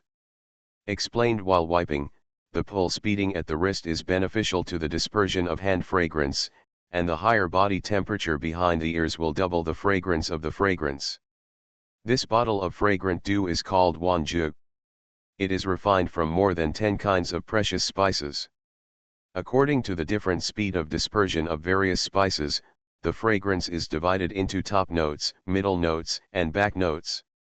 Now that I have just put it on, you can smell a faint fragrance. After a while, when you smell it again, it will be a rich fragrance. This is the middle note of the fragrance and the essence of this fragrance. It refreshes the mind and relieves fatigue, which is why she was named Wanju. The next day, you can still smell the fragrance, which is the back note of the fragrance. Gu Huayu seized the opportunity and introduced her fragrance endlessly. At this moment, she is calm and confident, like a luminous body. Luzikin picked up the scented dew in front of Yeminghao and asked, "This bottle is different in color from the one in your hand." Gu Huayu looked at Luzikin, nodded and said, "Well, the bottle I have is for women, I call it women's perfume. The bottle you have is for men, it's men's perfume." Yeminghao curiously took the scented dew from Luzikin's hand. "Men also use scented dew?" Gu Huayu said with a smile, "Isn't the sandalwood on Mr. Yes' body and the agar wood on Mr. Luliu's body fragrant?" Yeminghao looked at Gu Huayu in surprise, "Did you know that I used sandalwood? Did you also know that Qinjian used agar wood? How did you know?" Gu Huayu smiled and replied, if you smell it, you should wear it on your clothes. The bottle you have is called Wanju. What about this bottle? What is it called? Luzikin asked. Gu Huayu blurted out, Nuan Yang. Ye Minghao asked, what's the explanation? Ye Minghao asked as he unscrewed the cap and took a closer look, this bottle is extremely exquisitely made. Gu Huayu explained, Nuanyang is also divided into front, middle and back notes. The middle note is mainly sandalwood. Its function is to relieve tension and anxiety, keep people in a good state, and make people around them feel safe and happy. Yes. Named Nuanyang. Ye Minghao followed Gu Huayu's example and put a drop of fragrant dew on his wrist, put it in front of his nose and smelled it. Luzikin turned around and said, smell it, this fragrance is light and elegant, refreshing, it's very good. Luzikin took the bottle, smelled it, nodded and said, it's very good. Ye Minghao likes sandalwood and often uses sandalwood as incense. The base note of Nuanyang happens to be sandalwood, and the fragrance is much better than that of sandalwood alone. He asked, I wonder where Miss Gu's shop is? How much does a bottle of this fragrance cost? Gu Huayu said with a smile, I just arrived in the capital and haven't found a shop yet, but it should be soon. It is extremely difficult to make fragrant dew. Take this sandalwood, it takes 50 kilograms of sandalwood to produce 2 kilograms of essential oil. This is still a single fragrance type. Like this kind of fragrance with front, middle and back notes, you need to experiment repeatedly to find out the point where each spice emits. Let's see if the taste changes after mixing them together. Does it smell better or worse? Countless experiments are required to prepare such a bottle of fragrance, and the complexity is unimaginable. Mr. Ye is a frequent sandalwood user. You know how much money a pound of sandalwood costs, right? In addition to sandalwood, this bottle of scented dew also contains 11 other precious essential oils. Gu Huayu quickly told all the difficulties of Xianglu. Ye Minghao looked at the scented dew in his hand and asked, so, this bottle of scented dew costs several hundred taels of silver. Gu Huayu shook her head and said calmly, I have been frail and sick since I was a child, and my sleep has been extremely poor. In addition to prescribing prescriptions for me to take internally, the doctor also used incense to help calm my nerves and help me sleep. Because my respiratory tract is not very good, I use incense to cough badly. So I tinkered with making fragrance dew by myself and failed many times, but God paid off. I summed up my experience again and again and finally succeeded. Because of this, I fell in love with fragrance. Later I discovered that each of the spices given by God has its own unique effects and taste. I try to purify each spice and combine them to make them more effective and smell better. So, I make perfume not to make money, but purely because I like it. Because of this, after excluding costs, I only charge a small profit. For such fragrant dew, I only charge 90 taels of silver. Gu Huayu made up a story for Xianglu, both true and false. When Ye Minghao heard it, he immediately felt that it was too cheap and worth it. Shi Yamei asked, where's Wanju? It's also 92 bottles. Gu Huayu shook her head, no, Wanju's essential oil is easier to make than Nuanyang's, and the cost is not as high as Nuanyang's, so the price is also lower. Each bottle of Wanju only costs 68 taels of silver. Shi Yamei asked, can you sell this bottle to me? I will buy it now. Later, I will send 7 bottles of Nuanyang and 1 Wanju to Shi Mansion. You want so much? This bottle contains 1,500 drops. If you use 3 drops a day, it can last for a year and a half, Gu Huayu said. Shi Yamei said, there are 6 brothers in my family, plus my father, there are 7 men in total. Each of us needs 7 bottles. 1 bottle for Wanju, 1 for me, and 1 for my grandma. Not much, just right. You have 6 brothers in your family, and you are the only girl, Gu Huayu asked in surprise. Shi Yamei nodded, yeah. You are protected by a group of brothers. Are you walking sideways in the capital? Gu Huayu joked with a smile. In this era, those who dare to eat out with men and run around chasing their favorite idols like modern little girls chase stars, their status in the family is definitely not low. Miss Gu has a vicious eye, and you can tell it at a glance. She, in the capital, that's it? Which young lady is as handsome and happy as her? You can do whatever you want, follow your own temper, Ye Minghao said to Gu Huayu. Thumbs up. Shi Yamei was afraid that Ye Minghao would say that she liked him in front of Lu Zikin, so she glared at Ye Minghao anxiously and said, don't talk nonsense. Gu Huayu saw Shi Yamei finish glaring at Ye Minghao, then looked at Lu Zikin guiltily, and then quickly lowered her head. Am I talking nonsense? Ask yourself, am I talking nonsense? Ye Minghao pointed at himself and said angrily.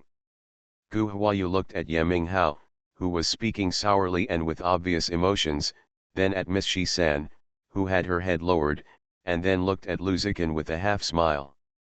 Lu Zikin was so frightened by Gu Huayu that he spread his hands to show that he was innocent. Fortunately, the waiter brought the food in time. Gu Huayu greeted, are you hungry? Eat, eat. During the dinner, in order to ease the awkward atmosphere, Gu Huayu talked to Miss Shi-san as she had nothing to say. After the meal, Miss Shi-san stood up and left. Ye Minghao hurriedly stood up and said, Qinjian, I'll take Miss Shi-san back, please do as you please. Goodbye Miss Gu, by the way, that Nuaniang left 2 bottles for me and sent them to Duke Chinquo's mansion. Gu Huayu responded, thank you, Mr. Ye. I'll have someone deliver it to you tomorrow. Shi Yamei had already gone out. When she heard Xianglu's words, she turned around and entered the house again. Miss Gu, can you give me this bottle of Xianglu? Gu Huayu said with a smile, the bottle I have has been used. I keep it for myself. I will have 9 bottles delivered to Shi Mansion tomorrow morning. Shi Yamei nodded, thanked Fu Shen, turned around and walked out the door. Ye Minghao followed him out, not forgetting to close the door. Gu Huayu sat down and looked at Lu Zikin with a half-smile. Lu Zikin was so frightened by Gu Huayu that he said twice, Xiao, why are you looking at me like that? Gu Huayu smiled and said, shouldn't Qinjian explain it to me? Lu Zikin panicked and grabbed a cup to drink water, and said vaguely, explain what? Gu Huayu looked at the guilty Lu Zikin and asked, what do you think? Lu Zikin knew that he couldn't get through this nonsense, so he honestly explained Miss Shi-san's matter clearly. At the end, he said, Xiao, I assure you, I have absolutely no wrong thoughts about her. Really? Gu Huayu asked. Lu Zikin immediately replied, it's absolutely true. On weekdays, when I see her, I always take a detour. Gu Huayu burst out laughing when she saw Lu Zikin's nervous look. Lu Zikin saw Gu Huayu smiling and asked, aren't you angry anymore? Gu Huayu raised her eyebrows and said arrogantly, who said I was angry? Lu Zikin pursed his lips and said, as long as you're not angry, how come my cousin made an appointment to have dinner with Miss Shi-san? Gu Huayu said thoughtfully, these 2 people are not simple. Lv Zikin looked at Gu Huayu, isn't it simple? Why isn't it simple? Gu Huayu leaned forward and said, when Mr. Ye spoke about third sister Shi just now, his tone was sour. He was obviously jealous, but Miss Shi third's expression showed a guilty conscience. Lu Zikin nodded and said, no wonder. What's so surprising? Gu Huayu asked. After I was discharged, my aunt discussed marriage with my eldest cousin and selected many families. My eldest cousin was not satisfied with it, and my aunt even fell ill because of it. It turned out that my eldest cousin wanted to give to Miss San. Gu Huayu said, if you go back and check out young Master Ye, I think these 2 people are absolutely right for each other. Lu Zikin nodded and said, okay. Gu Huayu stood up and said, let's go back too. Lu Zikin nodded and said, okay, I'll take you back. What are your plans next? I'm currently busy with the rouge shop and the bank, Gu Huayu replied. Lu Ziqin stopped and turned to look at Gu Huayu, Qian Shuang. End of this chapter. The Rebirth of Space, the Lucky Girl from a Farm Family. Author, he would fire every. Chapter 180. Chapter 180 is about interests. Gu Huayu nodded, yes, Qian Shuang.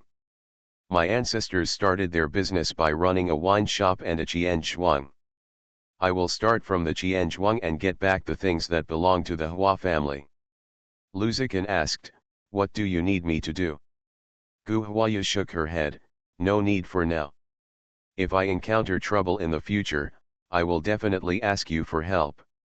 If you need me, just drop me a letter at Qingkeju, where I'm going today, Lu Ziqin explained.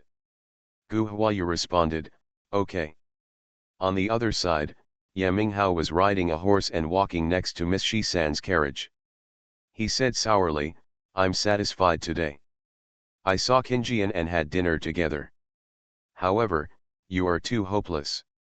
You only want to be with Qinjian. When you see Qinjian, you don't even dare to look at him.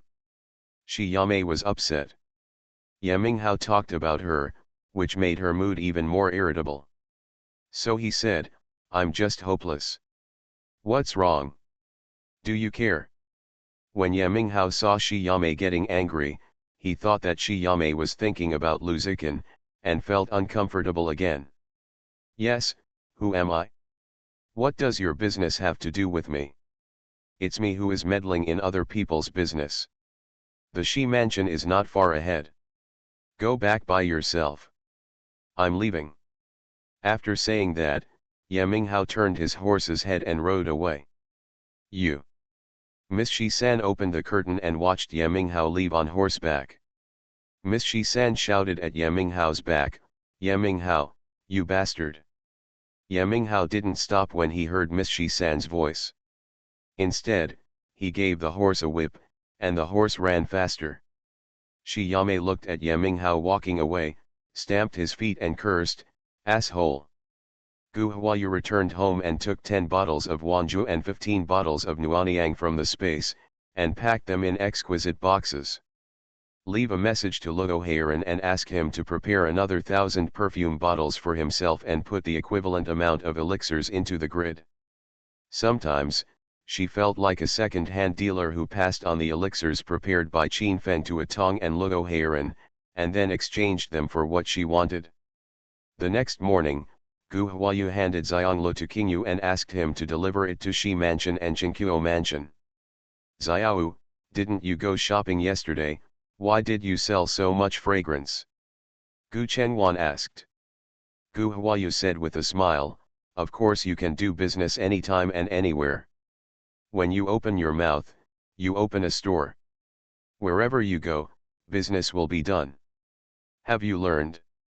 After saying that, Gu Huayu reminded Qingyu, remember the cashier, a bottle of Nuaniang costs 90 taels of silver, and a bottle of Wanju costs 68 taels. Shi Mansion has 7 bottles of Nuaniang and 2 bottles of Wanju, a total of 766 2 taels of silver. 2 bottles of warm sun from Qingqiu's mansion, 180 taels of silver. Gu Chenjuan's eyes were as wide as copper bells and she asked in surprise, how many bottles? Gu Huayu replied, 92 taels per bottle of Nuaniang, and 68 taels per bottle of Wanju. Gu Chengwan asked in disbelief, Xiao, are you sure someone can afford it? It's so expensive, can we sell it? Gu Huayu pointed at the scented dew on Qingyu's hand and raised her chin, as you saw, I sold 11 bottles. So, your worries are unnecessary. Gu Chengwan was speechless, but she still couldn't believe it in her heart.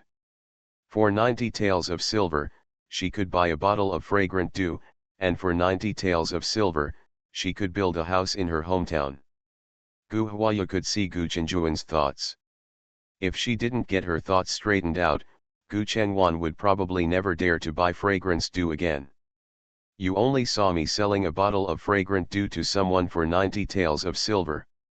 Do you know how difficult these fragrances are to make? Let's just say that Wanju has agarwood essential oil added to it. Do you know that it takes 20 kilograms of agarwood to get 2 coins of essential oil? Do you know how much a kilogram of agarwood costs?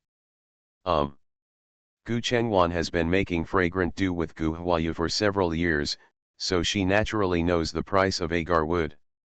Gu Chengwan held Wanju in her hand and asked, agarwood essential oil is added to this. Gu Huayu asked, did you not read the prescription I gave you? Gu Chengwan shook her head, I wanted to see it. At first, Shi Niang asked me to try on clothes, and later, Aunt Wang asked me to see the shop. I was very tired when I came back, so I fell asleep. Gu Huayu asked, where is the shop? Is the location good? Gu Chengwan responded, it's not far from Suand building on Cross Street. It's in a good location and has a lot of people. But the rent is too high. It costs 13,000 yuan per month. The rent is 13,000, how much? Gu Huayu asked. Gu Chengwan looked at the house and said, there are 2 doors. When you enter, there are 3 rooms as big as 2 floors above and below. It turns out to be a tea house. Gu Huayu asked, where is Uncle Hua? Have you gone out or are you at home? Landong replied, Miss, Uncle Hua and Aunt Wang went out early in the morning, and Sui-er is in the house. Gu Huayu said, let Sui-er come over. Lonisara retreated, and after a while, Sui-er followed Lonisara over. After Sui-er saw the gift, Gu Huayu explained, go to the shop on Cross Street and contact the landlord to ask if he is willing to sell the shop. If the landlord is willing, we will buy the shop. Sui-er was ordered to retreat. Gu Chengwan asked, Xiao, how much money will it cost to buy the shop? Gu Huayu glanced at Gu Chengwan and said, you don't have to worry about the money. You take care of the quality of the fragrance. You have to work hard for a while before eldest sister comes back. Gu Chengwan smiled and said, what's the trouble for me? You've taken care of all the worries. What I did was just small things, nothing hard. I've had breakfast and went to work. You hurry up and have breakfast. With that said, Gu Chengwan got up and walked out. Gu Huayu stood up to see her off, but Gu Chengwan quickly stopped her, come on, go have breakfast quickly. Gu Huayu smiled and said, I'll send it to the door. Sent Gu Chengwan to the door and turned around. Gu Huayu saw Gu Chengliang reading in the pavilion and thought of inviting him as a husband, so she walked towards Gu Chengliang. Gu Chengliang saw Gu Huayu coming over and asked with a smile, Xiao is up. Gu Huayu nodded, brother, give me a few of the articles you wrote. What? Sir, do you want to see it? Gu Chengliang asked. Gu Huayu nodded, well, you can choose 3 articles and send them over. Gu Chengliang was worried and said hesitantly, Xiao, what if Mr. is not satisfied? Are you nervous? Gu Huayu asked. Gu Chengliang nodded honestly, I'm a little nervous. There are talented people from all over the world gathered in the capital. I'm afraid that I won't be as good as others and I'm afraid of being embarrassed. Gu Huayu smiled and comforted, you have to have confidence, you were taught by my father step by step. My father was the Jiwen of Jiangnan East Road at the time. If there was no accident back then, my father would definitely be on the gold medal list. Gu Chengliang exhaled heavily and whispered, I'm just afraid of embarrassing my father. Gu Huayu said, don't think too much. The teacher is reading your article because he wants to know what level you have learned, so that he can teach you according to others. Gu Chengliang breathed a sigh of relief. Gu Huayu continued to comfort her, don't be too stressed. You are already doing well. Hurry up and select a few articles. They will be sent to others later. She is not good at comforting people and can only give a few words of dry advice. Okay, I'll go get it now and deliver it to you later. Gu Chengliang picked up the book and went to the study room. When Gu Huayu returned to the house, Shi Niang had already asked people to put the food on the table. Gu Huayu sat down to have breakfast. Seeing Shi Niang looking restless beside her, she put down her chopsticks and asked, "What? Is something wrong?" Shi Niang leaned forward and said, "Miss, I have to leave for 2 days to do some errands. I will be back in 2 days." Gu Huayu nodded, "Okay, I understand. Are you going out today? If you need money, go to the accounting office to pay it." Shi Niang leaned forward and said, "Thank you, miss, I have some money. I'll leave everything in the house to Mother Lu and Lonicera." Gu Huayu nodded, "Well, go with peace of mind and come back early after finishing your work. Uncle Hua told me yesterday that we need to buy some more people back, and then I want you to teach them the rules." Shi Niang bowed and said, "Okay, I'll be back after I finish my work." After sending Shi Niang away, Gu Huayu fell into deep thought. Shi Niang came from Shishan, and this was the first time she asked for leave.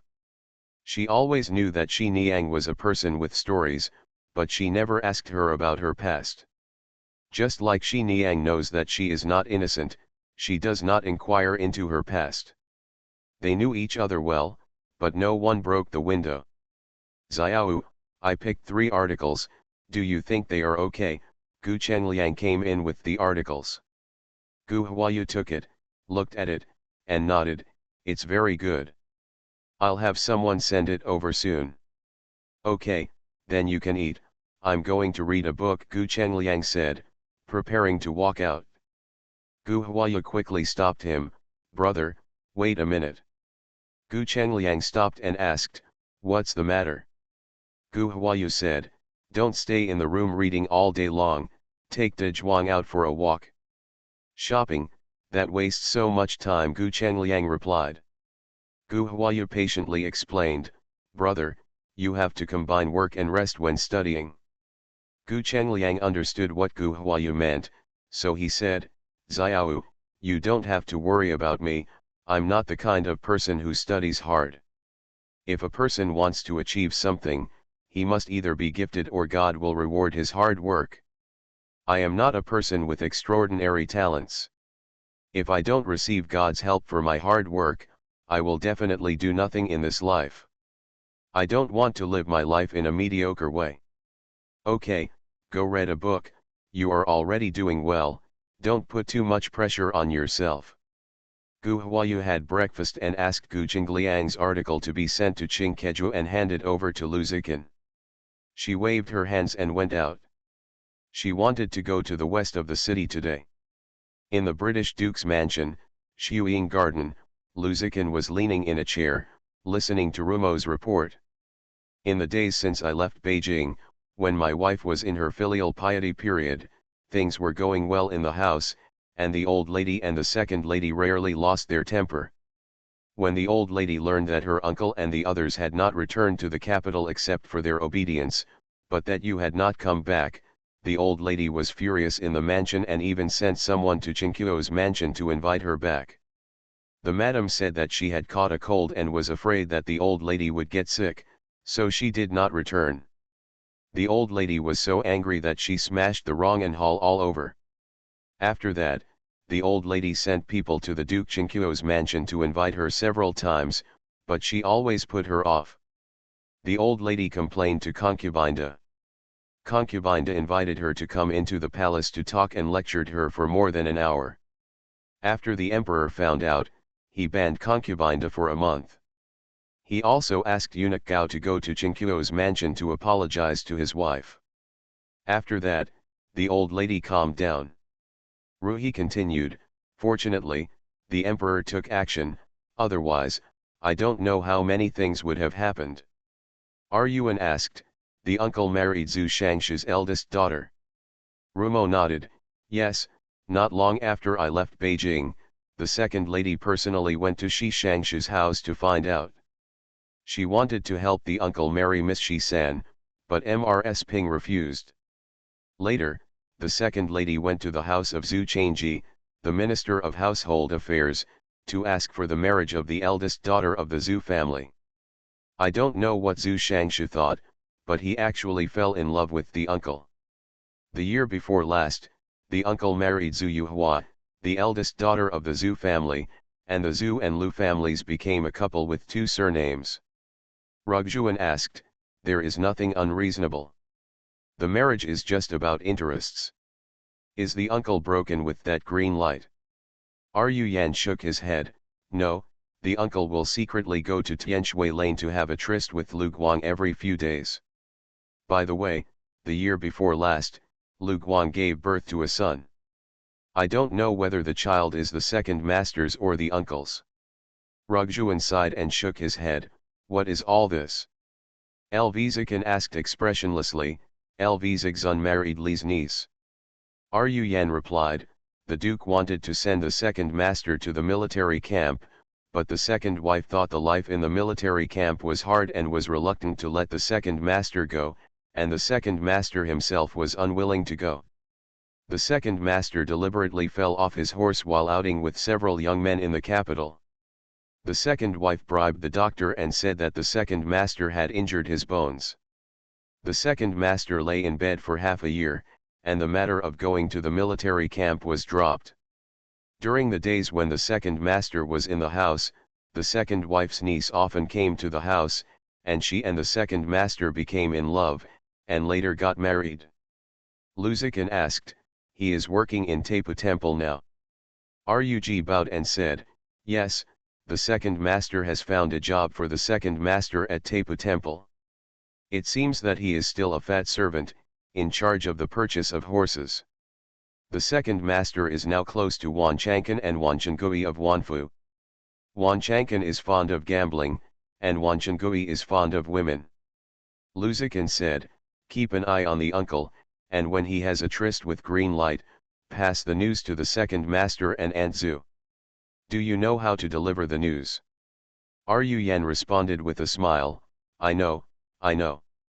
Tell the second master that Lu Guang has a secret meeting with a wild man, and tell Aunt Zhu that the uncle has raised a foreign wife, and the foreign wife has given birth to a son. If you want to make more noise, it's best to be full of people the kind that everyone in the city knows. Luzikan nodded, turned to Ryuan and said, let people keep an eye on Luzikzun and see which gambling house he often goes to. The little one understands. Daong knocked on the door and came in. Sir, I handed it over from Qingkeju. Luzikan took it and took a look at it. When he saw that it was Gu Jingliang's article, he said, Rugjuan stays here, and the rest can go and do their own work. The others retreated. Luzikan opened Gu Jingliang's article and lowered his head to read. Waiter Rugjuan was standing by the side. After a while, he saw Luzikan reaching out to hold the cup. He hurriedly stepped forward and handed the cup to Luzikan's hand. After Luzikan finished reading the 3 articles, he said to Rugjuan, go and prepare your horses. Let's go find Scholar Yang. Rugjuan asked in surprise, do you want Gu Qi to become a disciple of Grand Scholar Yang? Elvizikan nodded, Brother Liang's article is well written. It can be seen that he is a diligent child. Academician Yang likes diligent and motivated people best. I'm going to change my clothes. By the way, I'll bring 2 jars of bamboo leaves and green leaves. Okay, I understand, little one, Rugjuan bowed in response. Just when Luzikan came out of the gate of Shuiyingyuan, he saw Du Bin coming towards him. He bowed and said politely, Uncle Du. End of this chapter.